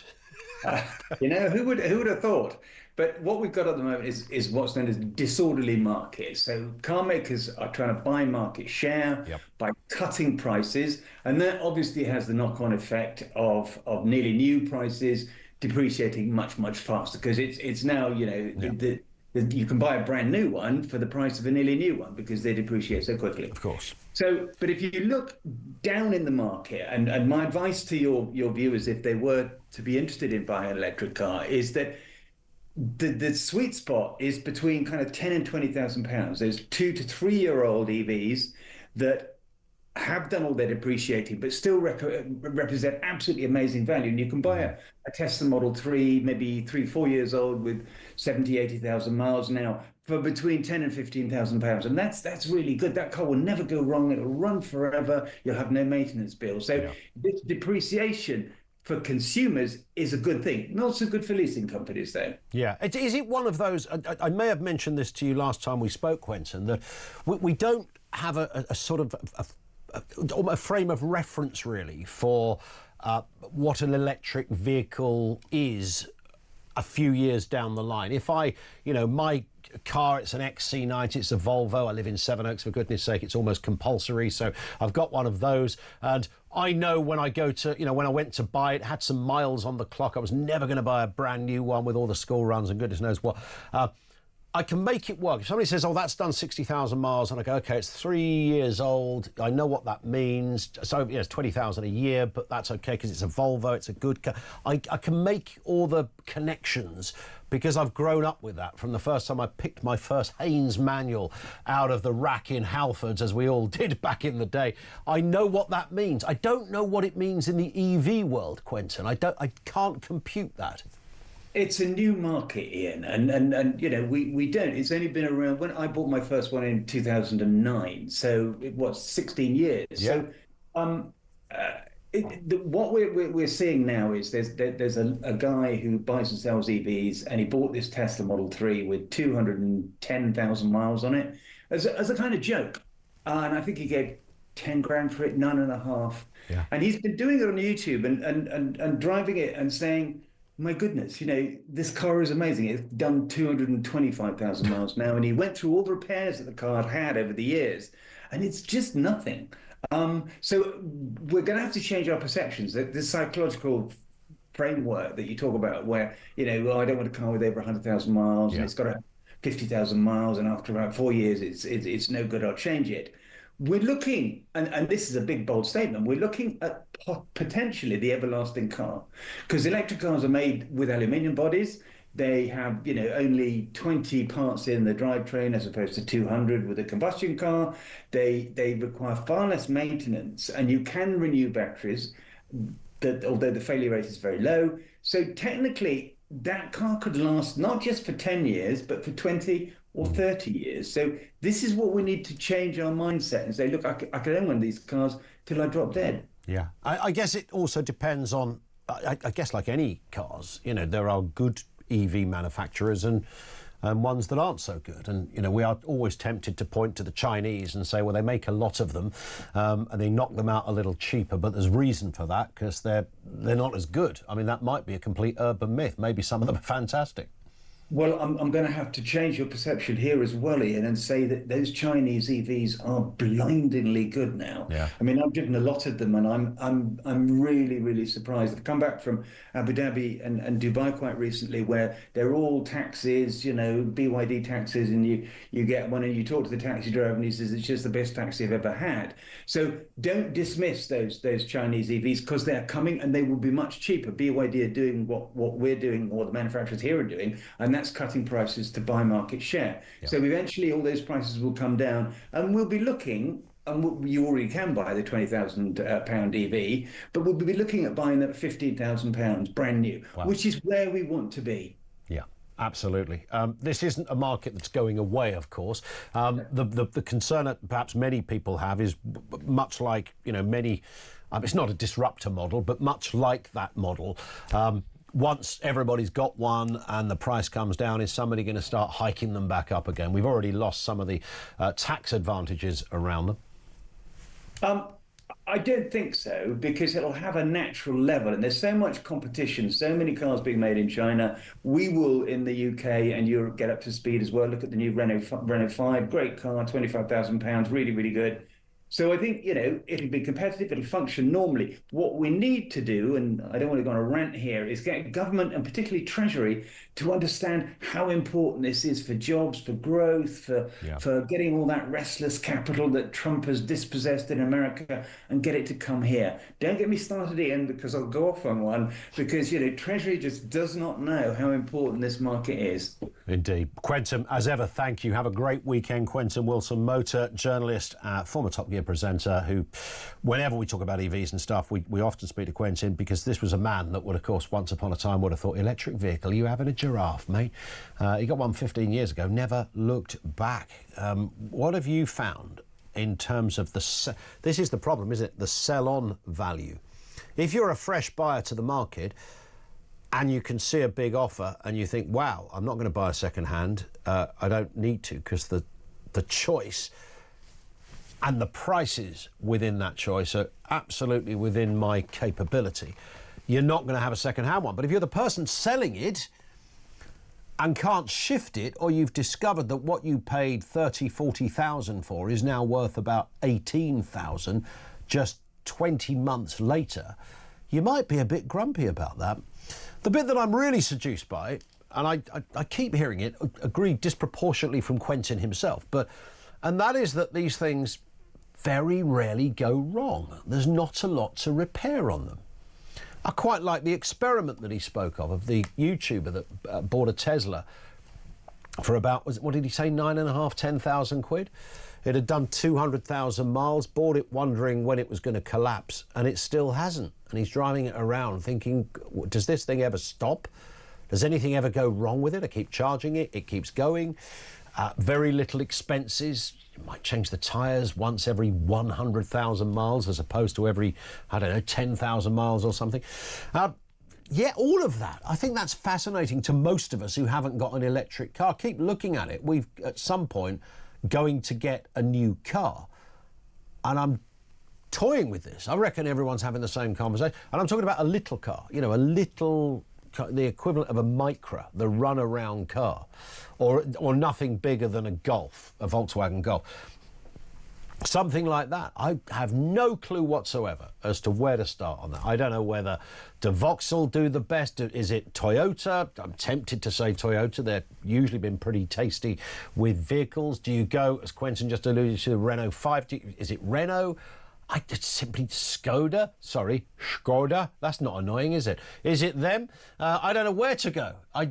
Genuinely, I'm pretty sure, like everybody else, I wouldn't know where to start. I like the idea of doing that research, and you go down a few rabbit holes and eventually come up with something. Let's go back to your calls. Lots to discuss here on that big issue of the child benefit cap. David is in Hampshire. What have you got for us, David? Hiya, mate. Hiya. This is going back about 25 years. I had to downsize to reduce my mortgage. Yep. So I purchased an ex-council house. Now, 3 doors down, there was a council house with a guy. And when I first got introduced to him, he said, sorry, that was an idiot in a Focus. He said to me, I'll cross that off my list then. Yeah. But he said to me, he said, "Oh, you've got 5 kids." I said, "Yeah." He said, "Oh, you're going to have any more?" I said, "No, 5's enough, you know." Yeah. I'm a disabled ex-veteran. I was self-employed because I was unemployable, but I could work self-employed around my disability. And he said, "You're a fool." He said, "If you have 8 children, once you get to 8, he said, the benefits is so good. He says, you never have to worry about money again." Really? And now this man and woman, they lived in a council house. They had 14 children. Stop it. No, and they were going to stop at 19. They were going to stop at 19. How do you even do that? I mean, does your body not conk out after, I don't know, I'm tempted to say after 2, but, you know, I know people have more than that. Yeah, but they were only in their early 30s. Did they work? Did either of them work? Well, the DWP tried to get him to work, and all he did was go to the doctors and say that he had too many children. His wife couldn't cope by herself. Yeah, well, I mean, there's probably some truth in that. Not that that means he should have had so many children.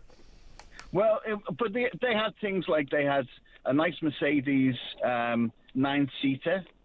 They had a new BMW. This guy imported a 75-inch TV when we didn't have them over here. He got it from America and was showing us how good it was. Then he told me, the council, because his wife was pregnant with the 15th, the council... No, honestly, you couldn't write it. It's just a sentence you don't hear, isn't it? She was pregnant with her 15th. Go on. But they were deciding on what kitchen to have because the council were going to purchase 2 houses, knock them into one for them, and they were designing their own kitchen. Honestly. And there's me. I'm disabled. I'm slugging my guts out working 7 days a week trying to keep 5 kids. Yeah. And this guy just laughed at us. He thought we were all mad. What happened? I mean, I don't even know where to start. Is everything covered for you then? I mean, you're saying that the more you have, I guess you get used to it. I mean, it can't be easy, though, even if you've got it covered financially. I mean, just looking after. I've got 2. It's like having 2 Tasmanian devils at times. Oh, yeah, I know. My middle child was the worst. Oh, yeah. Unbelievable. But what you found was the eldest children were looking after the youngest children. They didn't have their own life. Everything was revolved. But he had more money than I could ever afford to earn. He was rolling in it. I mean, I am going back 25 years or so. And, I wonder where that. Do you know anything about that family now? Have you heard anecdotally what they're doing? No. I got a divorce and moved away. I don't know anything about them now. And yeah, I mean, okay, if you can do it, I wish you luck, but 14 children, I was nearly in my grave with 5. Never mind anymore. So you were kind of statistically had more kids than most do at 5. I mean, that must have. What was the age range of yours, by the way? Well, my eldest is 34. Then I've got a 32-year-old, a 29-year-old, oh my God! Here we go. I'm gonna get in the net now. You are. So my eldest, is 34. My daughter's 32. My next boy's 30. Yep. Then my youngest is 27. My second youngest is 27. Megan, who was my little baby. And then the youngest will be. He'll only be about 23, 24. Got it. I love it when you get to a stage where you struggle to go, is it 23, 24? It might be 25. Oh, don't. I love it. Listen, I'm sure you've been a fabulous dad. David, thank you very much for that. When she had her 15th, I can't get over that phrase. 0344 499 1000. FN says, children are the sole responsibility of their parents. Sometimes the benefits are necessary, but the exception should not be the rule. Colin says electric cars have little issues. He needs to spend some time in the workshop of franchise dealers. Yeah, I mean, I do hear. I think Quentin is putting, understandably, one angle of gloss on it. I do genuinely sense, and I think he's doing it professionally, and I understand that's his opinion as a motoring journalist. He's driven more cars than most of us have put together, and continues to do so. He's got a very positive view of the market.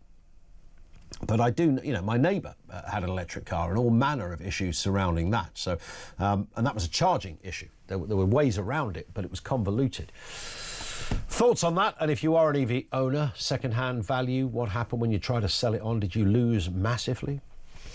We've got the Voice of Doom, brand new Voice of Doom on the way, but here's something that is really tasty. I mean, this takes it to another league. We're giving you the chance to win FIFA Club World Cup final tickets, thanks to our friends at DAZN. Here's everything you need to know. Have a listen. Hi, it's Jim White here. Here at talkSPORT, we're gearing up for the Club World Cup in the United States. And to celebrate, we've got 2 tickets to the final in New York on July the 13th to give away. We'll sort flights, accommodation, and give you $5,000 spending money to spend however you like. 18 plus, UK excluding Northern Ireland. All you have to do to enter is text the word football to 83338 by the 13th of June at 11 p.m. and you're in the draw. Text costs £2 plus 1 standard network rate message. You must have the bill payer's permission, or send your name and number by post to Club World Cup Final Prize Draw, PO Box 3190, Colchester CO2 8GP, to arrive by 5 p.m. on June the 18th. This is a talkSPORT limited competition run on talkSPORT Talk and Virgin Radio UK stations. Full terms and conditions at talksport.com.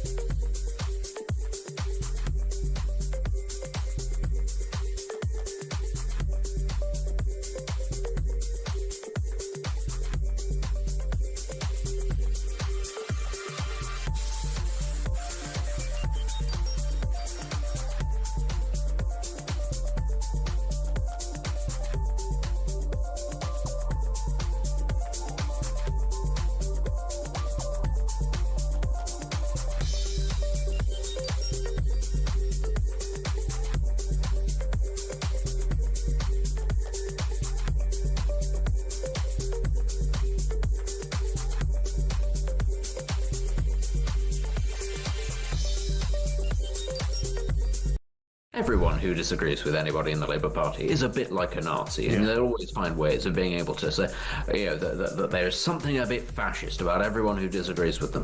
The problem is, leaving the ECHR would be a very difficult and complex process, and it is sort of being a bit thrown around quite willy-nilly at the moment. It would need to be replaced with something else, and my fear with it is, well, look at the current state of our political system, our politicians, the lawyers in our politics. Would you actually trust these ones to come up with a better alternative than the ECHR?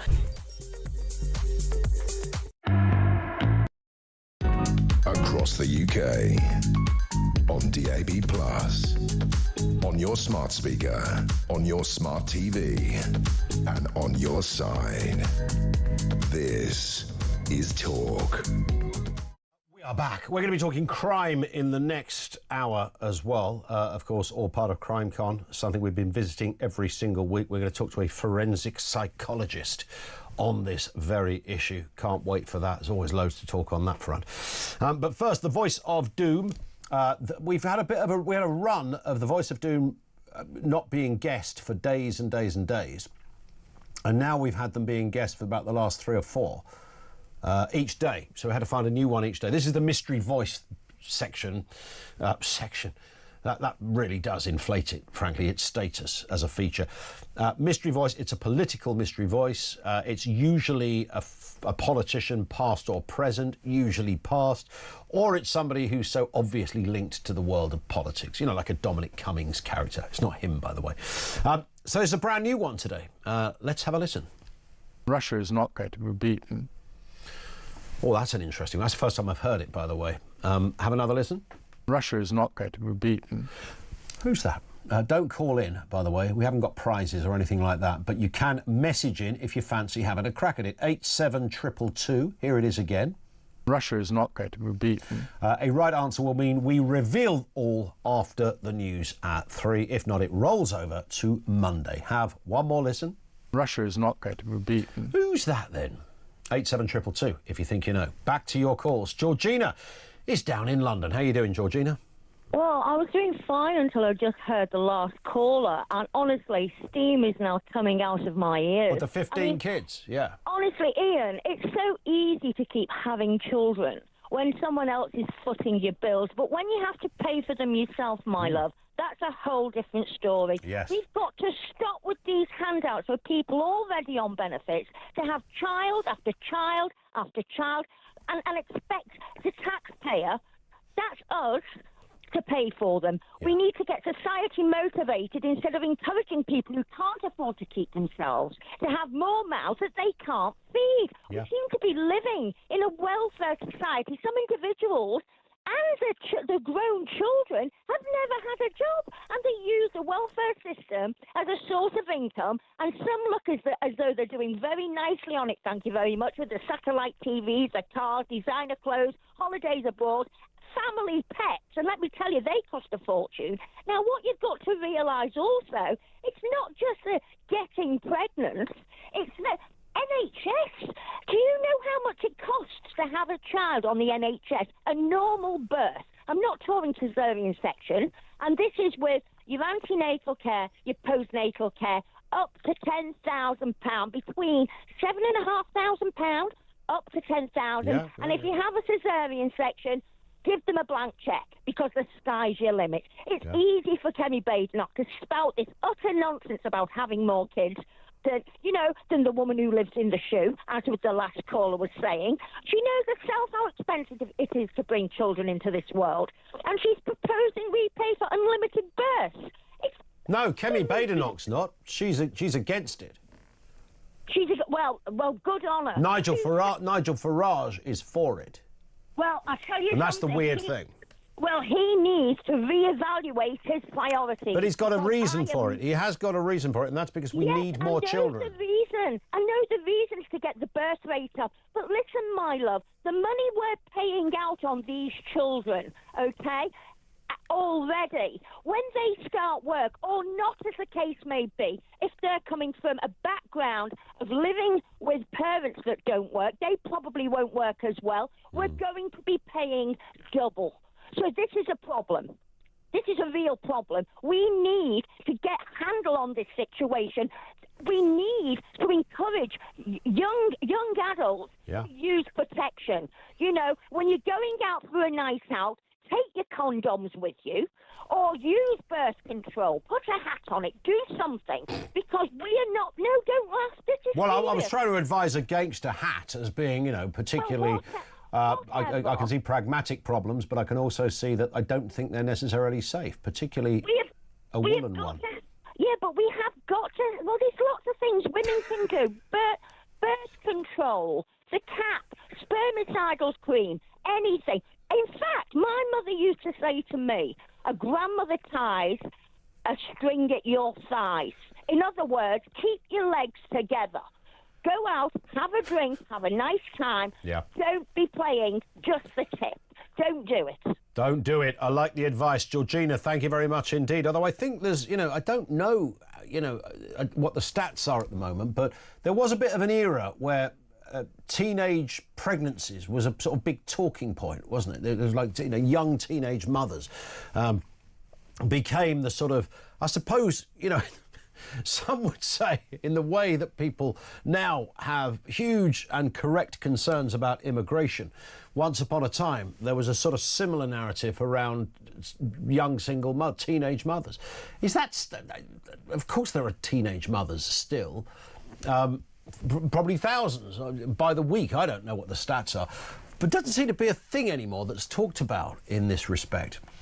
But apparently we've not got enough of them. That's another one of the issues. But the cost of bringing up kids is exactly another one. Just before I left, my other half said, oh, my little boy wanted to say, can we go to the... He's watched something on YouTube where they were at an arcade, and then he remembered an arcade that he wanted to go to down the road because it had a Scooby-Doo machine where you can win loads of those flipping tickets that you then have to stuff in another machine in order to win a kind of fake scam womble or something. Those things.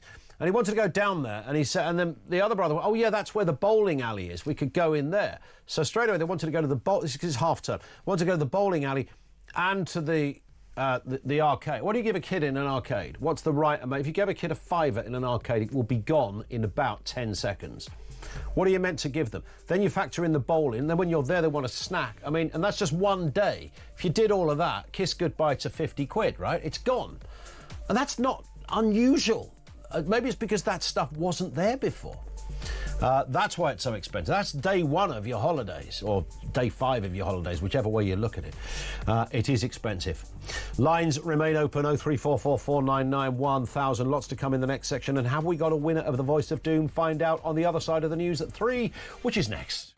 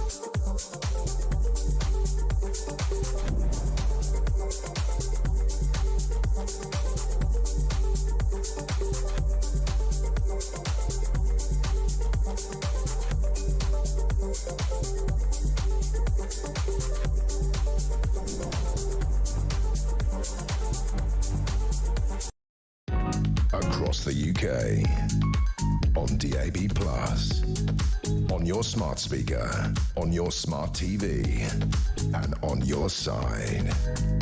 This is Talk.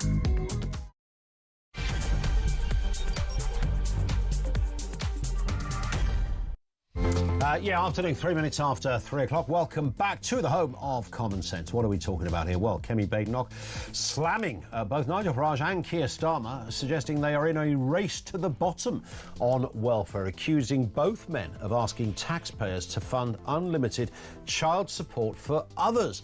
But who should pay for child benefit? Should it only ever be just the parents? Is that even possible?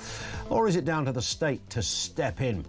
Your thoughts on that. Meanwhile, Attorney General Lord Herner has apologised for what he said were clumsy remarks. This was after he compared Tory and Reform calls to quit the European Convention on Human Rights to 1930s Nazi Germany. Utter disgrace, frankly. We'll talk to Ben Habib on this in just a moment.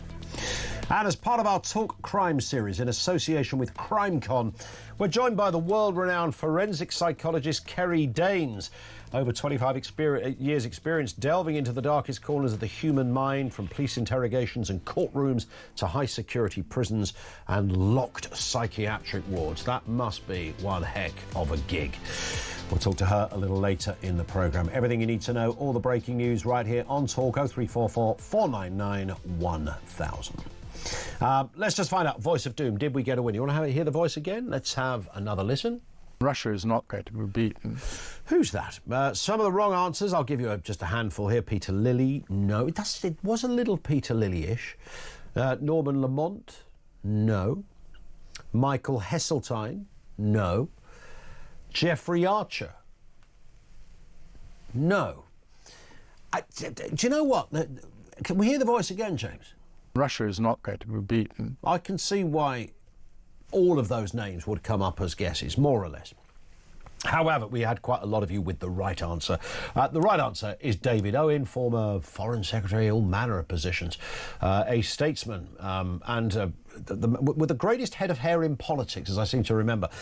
Yesterday we had David Steele as the voice. David Owen, of course, they were often put together on Spitting Image. Well done to Peter in Southend, Michael Short, no location there, David Flood as well, Mark in Redditch. The first four people to get it correct. I'd love to send you a coconut and a bag of sweets as a prize, but the budget didn't stretch to it. David Owen was the correct answer.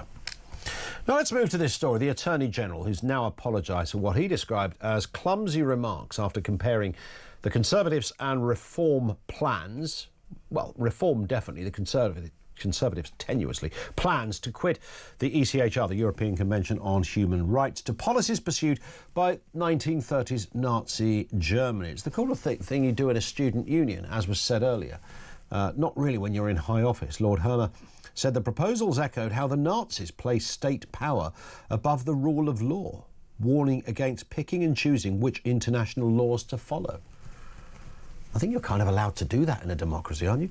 Without being a Nazi. Senior Tories immediately hit back, calling the comparisons outrageous, with one branding the Attorney General as a progressive fool.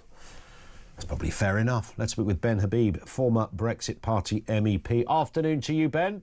Good afternoon, Ian. Do you know what? It reminded me of, I mean, there's still a little bit of this goes on, and you know this far better than I do. You know, the minute you raise immigration, somebody goes, oh, you're a racist, are you? It's like, what? Because I want to talk about immigration? A country's responsibility to have a good immigration policy. And it's sort of in that ballpark, isn't it? That the minute that you say, oh, let's leave the ECHR, oh, there's only one other country that's ever done that, and we know who that is, we get that. And then now this character, the Attorney General, has played Godwin's Law and gone straight to the Nazi card.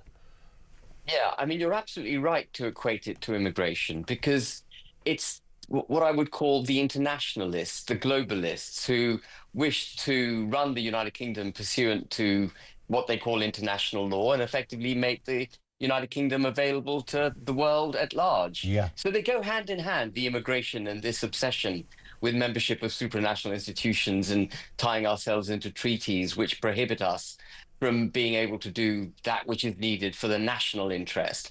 And they view, by the way, anyone who believes in national interest also as right-wing or racist, xenophobic, and all the rest of it.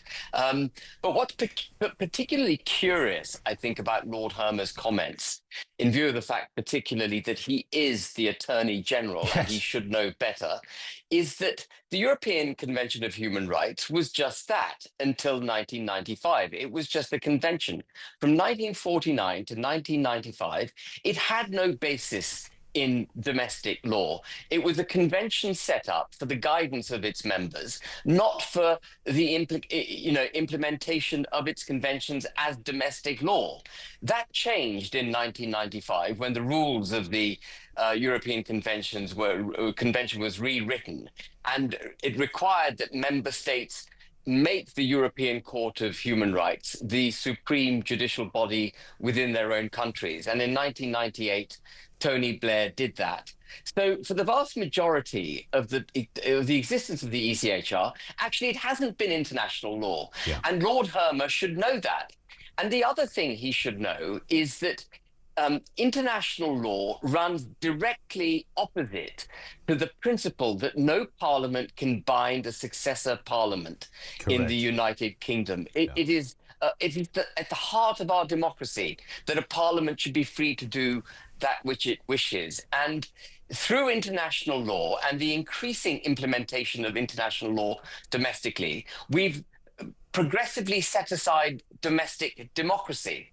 And we have become a much less democratic country than we were because of international law, because Parliament has its hands tied by these international laws and memberships of supranational institutions. So it's quite different. And there's no similarity between 1933 Germany and the move for totalitarian Nazism and those of us who wish to leave the ECHR. In fact, I would argue that we would, in 1933, those of us who wanted to leave the ECHR, we would have stood in opposition to the Nazis, because those of us who want to leave the ECHR believe in democracy. We believe in British interests being put first, laws being made in the United Kingdom by our domestic parliament, for our domestic people, by politicians who can be booted out by our own citizenry. Absolutely. It's the antithesis of the position taken by Hermer, and he should know much better than that. I often think, Ben, when we discuss sort of these areas, if you put something into a dissertation at university and you had a really good, intelligent lecturer and you were constructing the ECHR either from scratch or you were certainly trying to do an objective overview on it, you would throw in stuff like Winston Churchill wrote it, which is a very sort of seductive line, which frankly I think is almost the only thing that's kept it going all this time, because everybody reaches for that example. But you'd be absolutely marked down if you were trying to insist that this was not just intrinsic to a good system, but absolutely crucial. You'd be marked down, and the lecturer would say to you, well, what about Canada? What about Australia? What about, all the countries, the USA, that are not part of this? How the heck have they managed to survive without being in this? I mean, so you'd be marked probably kicked out of university for crimes of idiocy if you wrote that, because it's absolutely a crucial counter to this obsession with the ECHR, which, as you rightly said, Ben, clearly served a purpose. It was absolutely right. We knew what it was there for. Now it's punching above its weight. It's exceeding its powers. It really has no place. Out of control, yeah. It's out of control. And the other thing to say about the ECHR and the way its convention has been embedded in domestic law and our Human Rights Act is that it has dumbed down the understanding of what it means to be a British citizen. In codifying human rights in these 1718 broad conventions of the ECHR, what we've done is set aside what it means to be a British citizen, because we've equated, as Lord Hermer no doubt would wish to do, the rights of immigrants as equal to those as the rights of British citizens. We've removed what it meant to be a British citizen. So now you'll often find people challenging, well, what does it mean to be British? How is that different? And in part, they're confused about what it means to be British, because we have set aside what it means to be British through the codifying of human rights. And we had a perfectly clear understanding, as you rightly point out, Ian, as do the States, Canada, Australia, New Zealand, and so on, of what human rights are. We established them, as it happens, well before we codified it into our domestic law. And I would argue that the codification of the ECHR and the imposition of its court in our domestic application in the United Kingdom, I think has been deeply damaging to the culture as well as the constitution of this country. And it seeks at its heart to remove borders, remove nation statehoods, create a morass of Europeanism without distinct nationalities. And I stand absolutely against that. I completely agree that nation states should cooperate as independent nation states on the international stage, but they should remain independent. They shouldn't be drawn into this kind of enmeshed sort of hybrid form of sovereignty slash, sorry, I'm searching for words, but, within this kind of web of Europeanization, setting aside what it means to be British, German, French, Italian. And that's what's happened. And I sense, Ben, that actually there's a lot more behind this. And those that agitate and campaign and talk about this kind of gold standard of everything, this overarching ECHR system, they do so because in their hearts, they are very much, and you mentioned about the rights of, somebody who shouldn't be in this country, apparently has exactly the same rights as somebody who is resident and born and bred, whether it's here, France, wherever it happens to be. I mean, that is a political thought, isn't it? When somebody has that, they're the same people that probably don't want any borders. They're the same people that kind of sing from that sort of hymn sheet. Absolutely right. They're internationalists, they're globalists, they don't believe in the United Kingdom. And that, by the way, is the schism in Western politics at the moment. The schism is between those of us who believe in nation states and the importance of nation states, and those of us who believe in globalism and rule of international institutions. And that latter group, which includes Lord Hermer, Starmer, and others, are essentially anti the nation state. And that's why I've said repeatedly, and it applies to Lord Hermer as much as it does to Starmer, that Starmer is anti-British. We've seen that in the way that he's dealt with Chagos, in the way that he's taking us even closer to the European Union, setting aside our ability to set our own laws in agriculture, making us subject to the European Court of Justice when it comes to agricultural regulations and laws, and so on and so forth. These people don't believe in the country. And so when you hear Starmer talking about British interests, he's actually lying. He doesn't believe in that agenda, nor does Hermer. Hermer, by the way, is a particularly awful individual. He's someone who represented Gerry Adams, an enemy, in my view, of the United Kingdom, a terrorist, in my view. He was advising Caribbean islands on how to make claims against the United Kingdom for reparations. He represented many illegal migrants who shouldn't be in this country. And and so on and so forth. And by the way, with Gerry Adams, he even tried to change the Legacy Act that was brought in by the Conservatives a couple of years ago, which prohibited people like Gerry Adams making a claim against the British government for compensation for having been imprisoned. He was trying to change that law so Gerry Adams could bring a case against the United Kingdom. Can you imagine that this man is our Attorney General? And he has completely politicized. He's completely politicized his office. 100%. And the apology that he's currently given now, Ben, final comment from you, which is that they were clumsy remarks and he kind of shouldn't have said it. Is that good enough? No, it's not good enough. They're much worse than clumsy remarks. They reveal an Attorney General who knows very little about the law, who stands against democracy, and it comes in a long line of comments and actions by this man that are basically, as I say, anti-British. Lord Hermer should be made to resign. He should go. He's a really awful human being. There it is. Strong stuff, Ben. As ever, thank you, Ben Habib, former Brexit Party MEP, of course.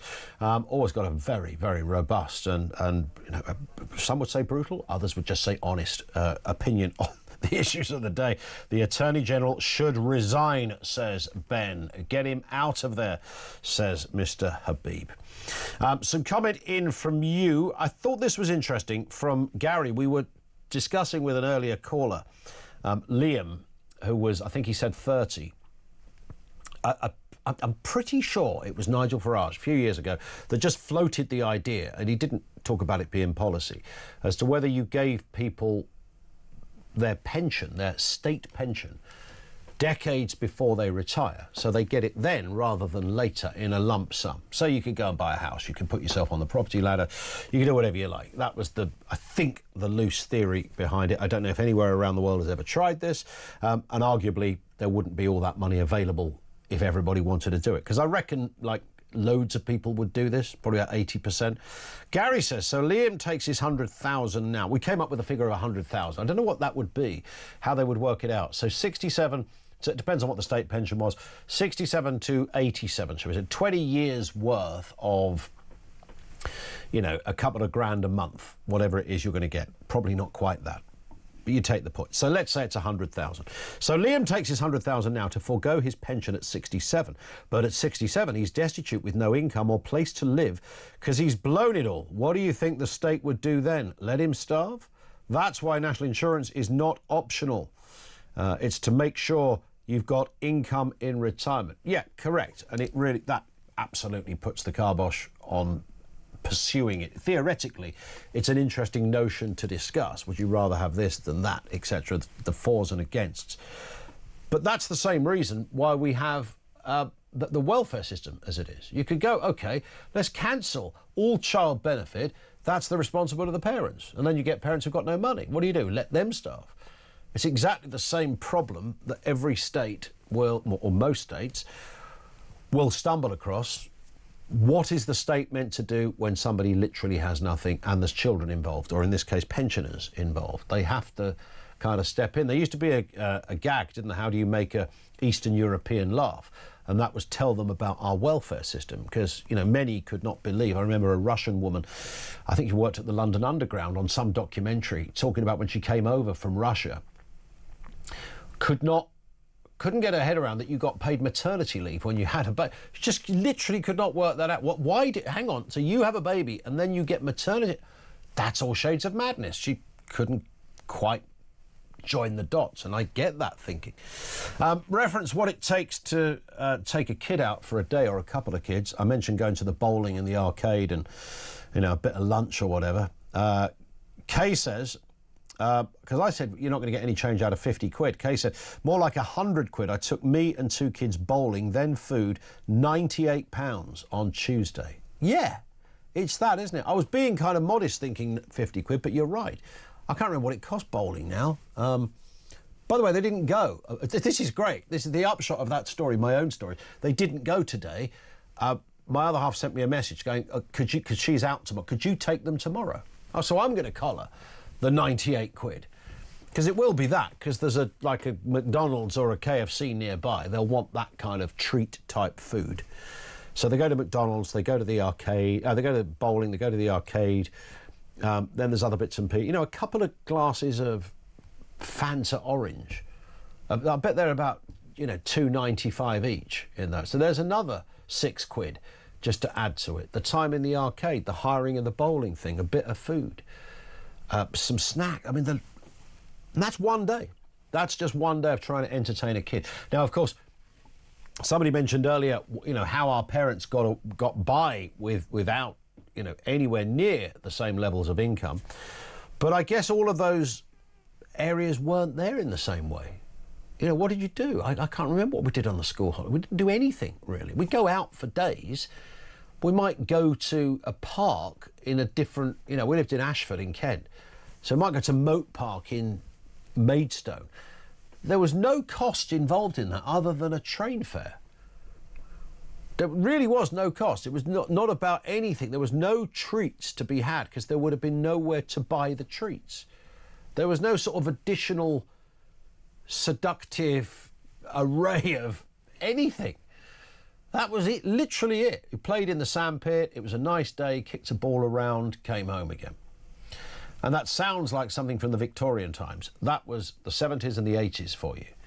And then we sort of moved into, and before that, and then you move into another, literally, none of those wonderful treasures and gems were winking at you back then. I suppose that would be the reason. And Graham says child support payments should be halved for child 3 and 4 and stopped thereafter. There should be no other benefits available unless at least one parent is in full-time work and paying into the system. Nigel has got this one wrong and he hasn't costed it properly, says Graham. Thank you for that. More from you in a few moments' time. 0344 499 1000.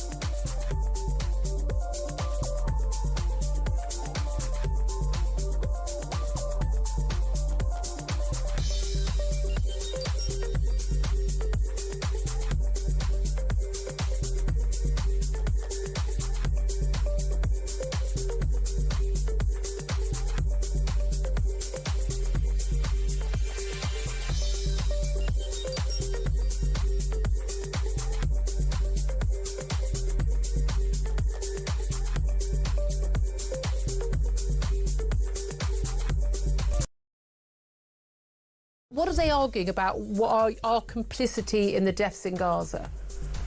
It's something about arms sales, I think. I mean, the UK sells a negligible amount of arms to Israel by comparison They're to... less than 1% of the arms that Israel uses. Something like that. I mean, the thing that I like about all this is imagining Benjamin Netanyahu picking up the phone and saying, what, Benedict Cumberbatch wants me to stop the war? Well, in that case... yes, I won't worry about the safety of my nation and my people from a terrorist organisation on my doorstep. Benedict Cumberbatch has spoken. Exactly. Forget the hostages, it's Sherlock.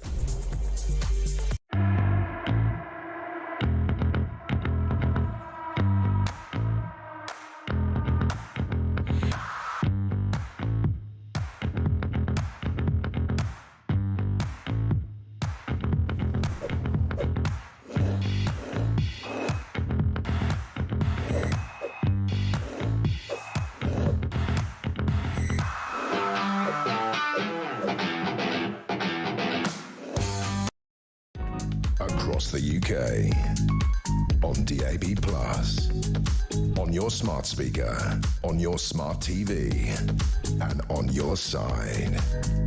This is Talk. Matty says this may come across as harsh to some, but is there not some form of mandatory contraception idea whereby if the state are already paying for people on benefits to feed themselves and their existing children to prevent them from having more whilst on benefits, just an idea. Well, it's interesting, but it's another one of those areas that the minute you go there, somebody goes, hang on a second, that's some kind of, you know, the name escapes me, some sort of eugenics thing. Not quite that, but you take the point where you are, you know, the state are controlling who can give birth. And that's not something states like to associate themselves with. But you can see, you know, we're exploring all the options here. One here from G says, just a suggestion, how about the people who are dying to keep the migrants here actually putting their money where their mouth is and financing it? Because it's very easy to be righteous with other people's money. I guarantee the silence would be absolutely deafening. Well, that's a bit like when they ask people that, you know, well, why don't you allow people to stay at your house? Because you're carrying banners saying everyone's welcome. Surely based on your own thinking, your own passion, your own ideology. You'd be the first to open your door. Oh, well, we haven't got much room. We've got 2 spare bedrooms. You're retired. Yeah, but we've got stuff in it, haven't we? Well, move it then. It's human life here. Human rights, don't you know? Jill is in Cornwall. Hello, Jill. How are you? Thank you very much. Very well. How are you? I'm fine, thank you. I was just listening to the comments and everything. Ah, there's loads there. Go on. I know, but I do agree with what Ben Habib said. But if I'm honest with you, I think that Herma's comments were more pointed. They should have been aimed at calling the ECHR more Nazi-ish. We're in a situation where everything that we do comes under the jurisdiction of whether or not the ECHR will do something to stop us. I mean, they're another country Brussels, then we're nothing to do with them in as much as they're not just up the road, and yet they tell us what we can do, what we can say, what we can think, and I'm just sick of it. And for him to sort of make it look as if this country is Nazi-ish in its attitudes towards what happens in this country, I think someone should tell him to. But doesn't it kind of go to where some of these people come from? Because although, you know, he's gone, right, OK, I shouldn't have said that, it was a bit clumsy, but he did say that, and he said it as a considered legal brain. He said it because his politics believe that. Every part of him could not get his head around the idea, Jill, that it might be time to, if we can't renegotiate this ECHR stuff, might be time to leave it and maybe, you know, remove ourselves from something that isn't really serving much of a purpose, and its only function at the moment seems to be to the detriment of our country. We need to leave it. There are more sensible people that are nothing to do with government that have spoken on your show, people that you've had in guests and what have you. They've shown more sense and care for this country than the ECHR. And I'm sorry, but I don't believe that Starmer and Hermer have any concern about this country at all. I think they don't, how can I say, don't give a damn. That's what I'm trying to say. They don't give a damn about this country and what happens. What they're looking to do is to shove everything that requires that they do a bit of work and work it out onto someone else to sort out. 100%. And until we get rid of Starmer and now Hermer, then we're stuck with the stupid decisions that they make, and the people that should make the decisions and have got the brains to do it, unfortunately, are on the outside looking in. Spot on. Jill, it's a great call. Thank you very much for that. Jill in Cornwall. This from Danny in West Yorkshire, who says, I took my kids out bowling, then for a meal the other day. My kids are 20, 18, 17 and 16. Oh, my God, I can't wait for this. So when we went for a meal, it was, is that ginger beer, I think? Cost me £400 that day.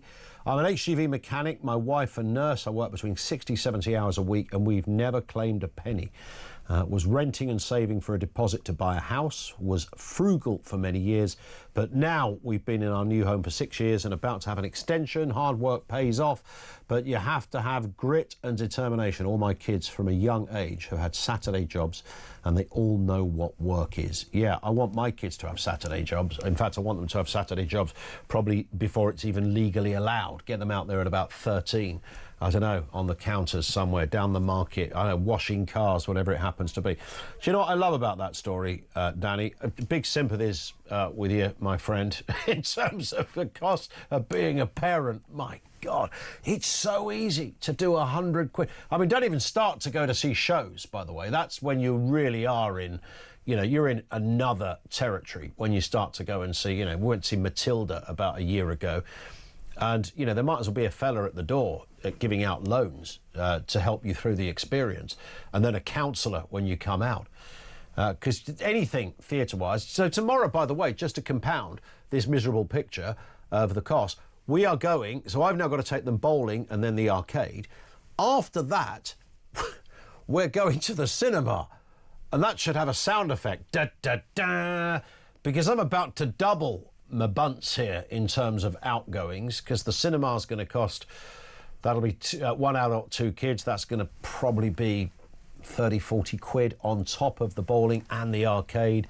Then there's going to be lunch on that. When you go to the cinema, if those kids don't get to that pick and mix thing, that tower of sugary nonsense that lurks there, and they pick their little cups. I mean, it's beautiful to watch them filling it up, but you realise mostly it's toxic nonsense and stuff that's not, but they, you know, love it. There's another, I mean, God, I'm totally with Danny here and Jill, our previous contributor. This is just, these are extraordinary. It's very hard to wonder, very easy to wonder, how people who have almost no resources, or what they do during the school holidays. And if you sit at home colouring and going to the park and doing all that free stuff, I think that is amazing. I'm full of admiration because you're still doing stuff and it's not costing a ton of money. What I love most, though, I was going to say about Danny's message, is that he's worked all of those hours. They're about to build an extension. The sense of pride that Danny, as a working man, as a father, will have the minute that extension has gone up. And I sympathise again, I've been there on the extension thing, with the faff and the hassle is there for everybody, knows it, you go through it, but when you get into picking your kitchen and where you're going to have it, the sense when you sit down and have that first meal will be utterly immense, Dan. And I find that almost moving, that you do that as a, you know, that's what most honest working people do. You work for it and then it pays off. It's not rocket science, okay? If you do diddly and sit on your backside, there are no trips out when you take your kids for a nice meal, and there's certainly no extension. And then you look at others and go, why have they got that? Because they flipping worked, you half-wit. Very simple. 0344 499 1000. We're going to continue in a moment. We've been talking CrimeCon, different guests each week joining us to talk about all sorts of issues around the world of crime. We're going to talk to Kerry Danes, consultant forensic psychologist, in just a moment on this very issue. There's lots to talk about. It's gripping stuff coming next on Talk.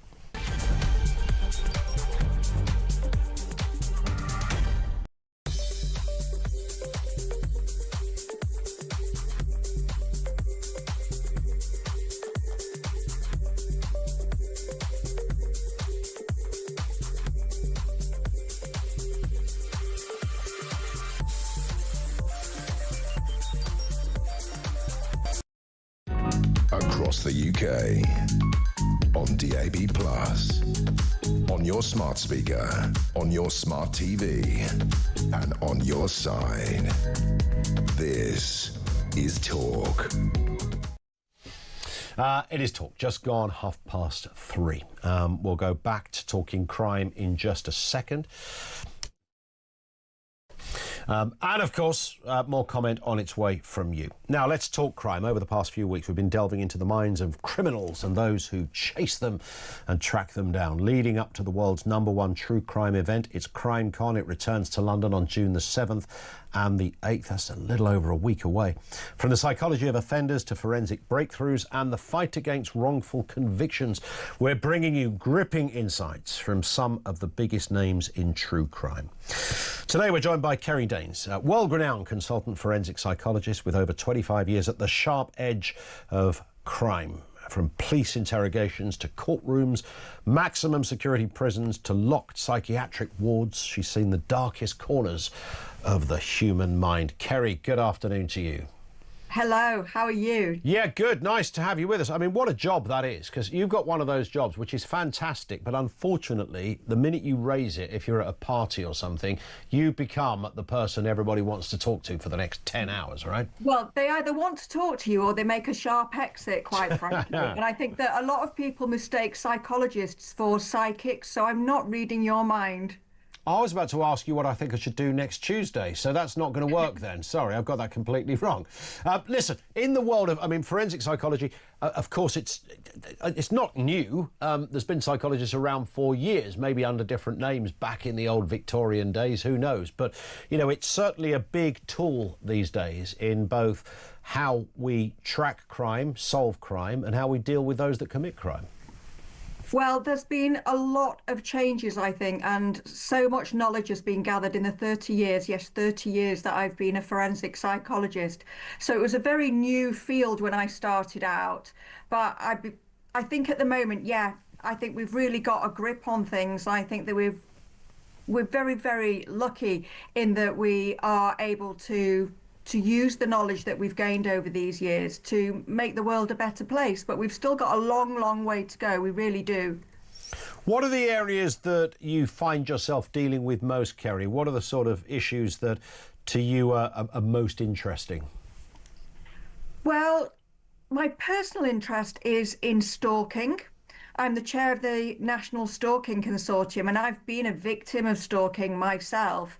But the reason why I find it so fascinating is what I've come into contact with over and over again in the criminal justice system is domestic homicide and femicide, the murder of women. And what we now know, because of brilliant research that came from Professor Jane Monckton-Smith, is that 94% of all murders of women are preceded by some form of stalking behaviour. So I really feel that if we can understand the stalking and if we can intervene effectively with the stalking, then we really can save lives. Now, for the 30 years that I've been a forensic psychologist, one woman has been killed by a man every 2 to 3 days, and that figure has never changed.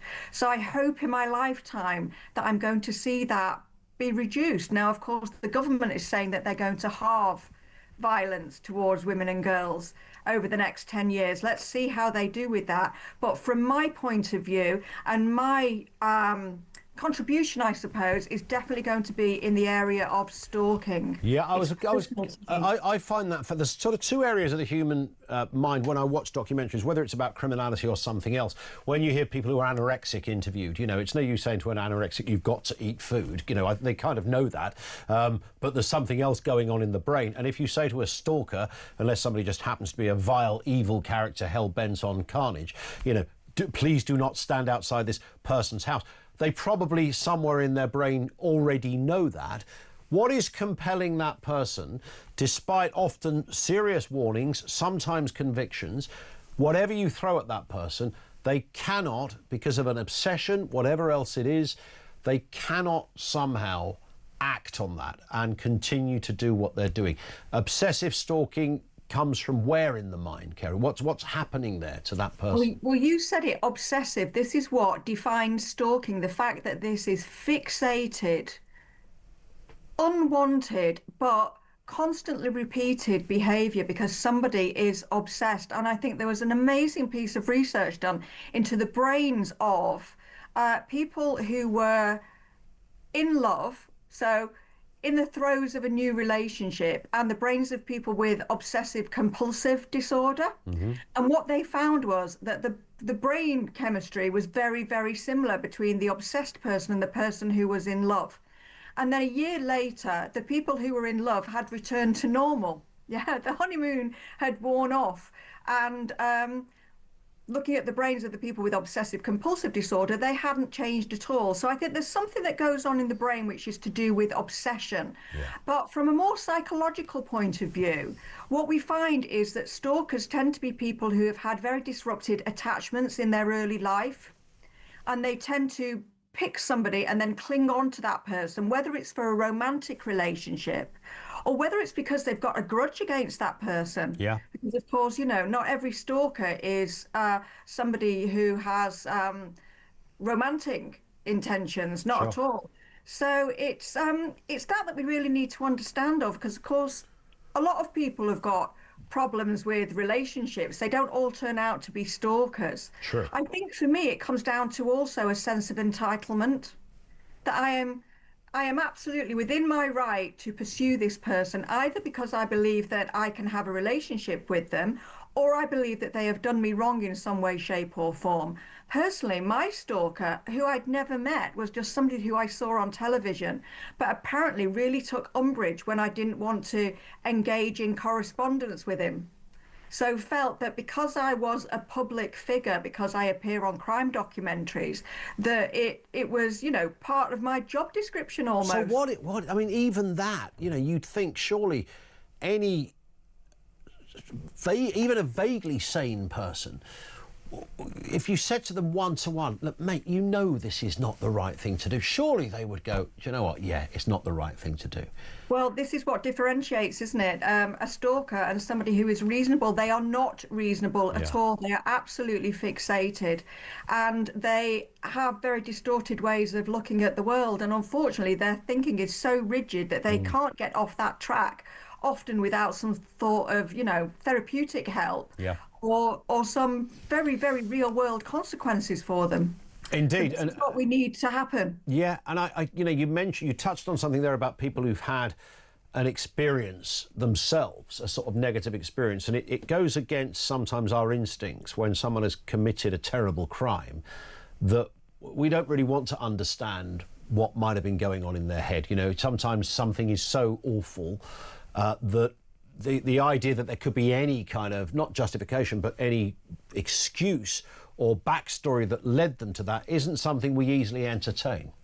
No, and you said the word before, evil. I actually controversially don't believe in evil. I believe in acts which are wicked. I don't believe in wicked or evil people. I believe in people who have been shaped by their environment, by their parenting, by the culture that we live in. And I think that it's very difficult for us to reach that point of understanding, because it does feel like we're making excuses for people. But actually, understanding a phenomenon means that we can intervene, we can act, we are better equipped to deal with it. So we shouldn't shy away from that. I don't think that it's making excuses for people whatsoever. I'm very much about taking personal accountability. But I'm also absolutely for being compassionate and trying to understand, you know, what is the journey that this person has taken in order to get them to the place where they're making choices which are so damaging and harmful for both other people, but often also for themselves. Yeah, I often think about, you know, when kids become, I mean, there's a point, you know, if a child grows up in an abusive household and it's terrible, they've never been taught right from wrong ever. They've got alcoholic or drug-ridden parents. There is abuse going on. It could be violent, it could be sexual, it could be both. They've never had any stability, hardly ever gone to school. And of course, we have a sympathy with that child. We think that's, you know, this is a terrible disposition, an awful experience. You know, is anybody going to step in and social services give it a go? But, they, you know, they're not that successful. And the kid grows up, and then the kid gets to about 13, 14, and they're a wrong 'un. And our sympathy kind of gets removed at that point, even though nothing's actually changed in the child's life. It's still as horrendous and abusive and we as forget it is. actually that they are still children. I think that we are willing to say that they're children when they're acting in a way that we can understand. But when they start to act in a way that we see as beyond the pale, then we don't want to view them as children anymore. Well, I meet the adult version of those children all the time. And of course, the difficulty is that some people will go through exactly the same childhood experiences and they're not going to behave in a way that is harmful. And I think what is different is about the opportunities, I think, that people have, the choices that they believe that they have, and how they make sense and meaning of their experiences. Two people might have identical experiences, and one person might think, right, I'm going to try very, very hard to be the opposite of how my parents were. I'm going to try and, you know, create good in this world to try and compensate for what I did not experience. Whereas somebody else might feel embittered and might feel that it's a dog-eat-dog world, and actually, if they are to survive, then violence is the only option available to them, or criminality is one of the only options available to them. Is there any evidence that our kind of collective minds are kind of becoming more problematic? I mean, look, crime has been around since man has been around, and, you know, all sorts of crimes, whether we are talking about murder, rape, sexual assault, robbery, etc. None of that is new in itself. We talk about this stuff more. Is there any evidence to suggest that there is a sort of a malaise that's floating around the place that's sending people either bonkers or dangerous? Well, I think we live in very interesting times, don't we, at the moment? And I think these are very, very volatile times. And I really do worry about our young people, because some of the influences that impact on them, and also lack of support services for them as well, is really quite frightening. But I do believe that this is, unfortunately, this is the human condition. What we do see, though, is different trends in terms of crimes. So, for example, when I started out as a forensic psychologist, we didn't have the internet. You know, I am that old. And then suddenly I was inundated by just an influx of referrals of men predominantly who were downloading or making, I won't call it child pornography, but child abuse imagery on the internet, or using the internet to facilitate some other types of crimes. So of course we've had to catch up really with what has been going on in society. We've got new laws now about deep fakes, for example, about the use of intimate images. You know, we call it revenge porn. Again, it's not a great It's not a great title for it. I think it's more than that. It's image-based abuse. So I think that we're always trying to play catch up with what is the latest trend, but ultimately it is human beings behaving in very inhumane ways. And I think that people do that when they feel that they've got a lack of choices, and they feel that this is what they need to do in order to survive. And for various reasons across time, this is what man predominantly has felt the need to do. Yeah. Well, a lot of these things are sliding door moments, aren't they? That, your life could have gone that way, or a set of circumstances could have turned out differently.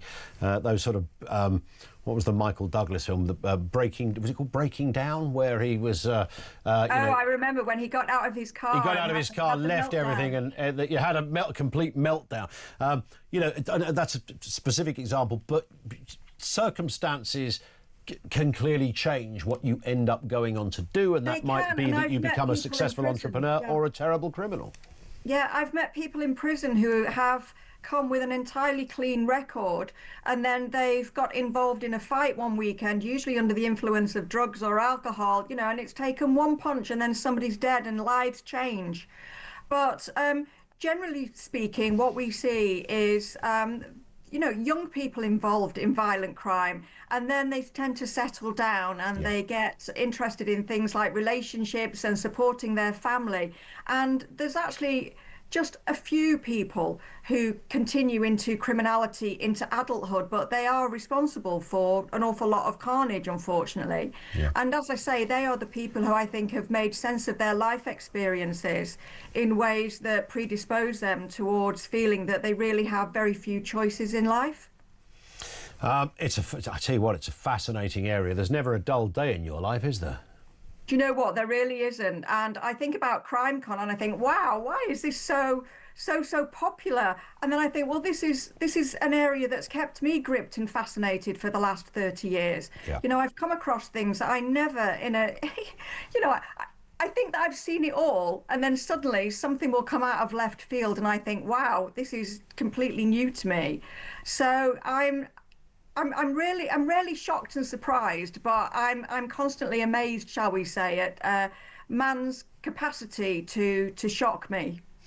Yeah, and maybe and that amazement should always be there, I suppose, which is what partly motivates, and that's a good thing. You'll be talking at CrimeCon in June. Oh, absolutely, with some amazing people. I mean, Angela Gallup, Patricia Wiltshire, world-class forensic experts there are going to be talking. I'm going to be there with my friend Colin Sutton, who will be talking to Ray and V Donovan about the murder of their son and how restorative justice and forgiveness has been part of their story. So there's going to be some really amazing discussions and panels. But I'm there, well, for various reasons, to represent stalking victims, but also to talk about Murder in Mind, which is a programme that's going to be coming out on the True Crime channel in October. Okay, fantastic. Have you ever looked into the psychology of people who say stupid things on social media? The psychology of trolls? No, I haven't. I think that my brain would fall out of my head, really. Well, I think it would, because you could write a book every day, couldn't you, on the stuff you see. But I think a lot of it is to do with anonymity, isn't it? So it's being at that distance. It's the same as road rage. You act in ways in your car that you wouldn't act if that person was next to you without a barrier between you. And I think that the internet acts as a similar thing, doesn't it? So the anonymity and the distance. Yeah, it does. But then you just got, the whole kind of world of conspiracy theory, which is, I've said this loads of times when we've talked about this kind of stuff, Kerry, that years ago when I started doing this job, if we wanted to talk about conspiracy theories, we had to sort of phone a group in, Wyoming in America to get some nutter on who could explain why they think that, the world is run by a shady cartel of characters who live in a cave in Argentina with pretty much a joystick controlling us all. Today, I just have to go on Twitter and find Bob in Arbroath who believes this kind of stuff. I mean, some of the stories around, I can't talk about them now because they're all subjected to legal considerations, but, stuff that's in the news all the time, and people we're not being told the truth, this isn't right, that isn't right. I mean, it's just extraordinary, it's off the scale. And people who are, on the surface, intelligent as well. Yes. Well, something that has been amazing me recently has been the networked nature of violence against women and girls. We know that, of course, people who offend against children network on the internet. But now it seems that whatever your interest is, no matter how perverse or just frankly odd, there are other people who are interested in the same things. And I think that once you get together, then you've got that sense of, well, other people believe what I believe, therefore it must be legitimate. Yeah. And other people are involved in what I want to be involved in, and therefore it's got to be a possibility. So I think that it's the fact that the networks that we have are so much bigger now, aren't they? There's bound to be somebody that believes in the same thing, and we can reach them via the miracle of the internet. Whereas before we just had our village, and we probably would have been seen as the village idiot, wouldn't we? Yeah, and then probably people grew out of it. But then now it's sort of compounded, confirmed when they meet other people, not just one, sometimes thousands that have the same view. We're being lied to. That seems to be the common one. Listen, Kerry, we have to stop there for time. Have a fabulous time at CrimeCon as well. Really good to have you on with us. That is Kerry Danes, forensic psychologist, on a variety of issues there. If you're fascinated by these deep delves into crime, you might like to know that our friends at CrimeCon are offering Talk listeners a massive discount on weekend and one-day tickets to CrimeCon down in London. The ultimate true crime event takes place 7th and 8th of June. To save over 40% on your ticket, go to crimecon.co.uk and use the special code talkTV. Simple as that. crimecon.co.uk. Use the special code talkTV and see you there. Lots more still to come. Your comments on the way. And, of course, this amazing giveaway. Your chance to win FIFA Club World Cup final tickets 2026. Thanks to our friends at DAZN. Here's everything you need to know. Hi, it's Jim White here. Here at talkSPORT, we're gearing up for the Club World Cup in the United States. And to celebrate, we've got 2 tickets to the final in New York on July the 13th to give away. We'll sort flights, accommodation, and give you $5,000 spending money to spend however you like. 18 plus, UK excluding Northern Ireland. All you have to do to enter is text the word football to 83338 by the 13th of June at 11 p.m. and you're in the draw. Text costs £2 plus 1 standard network rate message.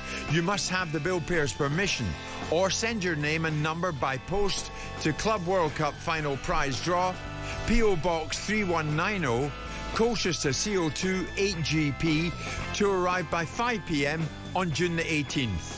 This is a TalkSPORT limited competition run on TalkSPORT Talk and Virgin Radio UK stations. Full terms and conditions at talksport.com.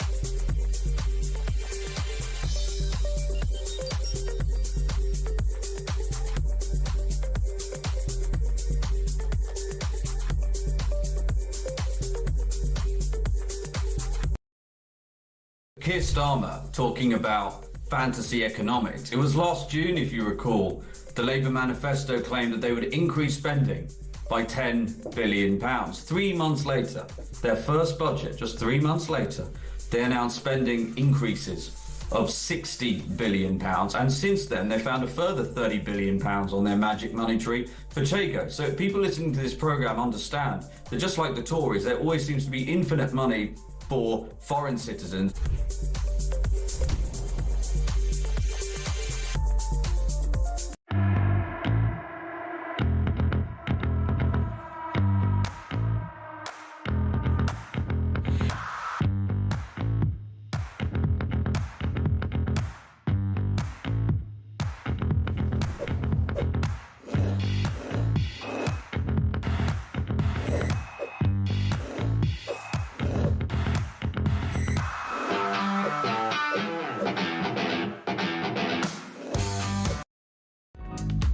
across the UK.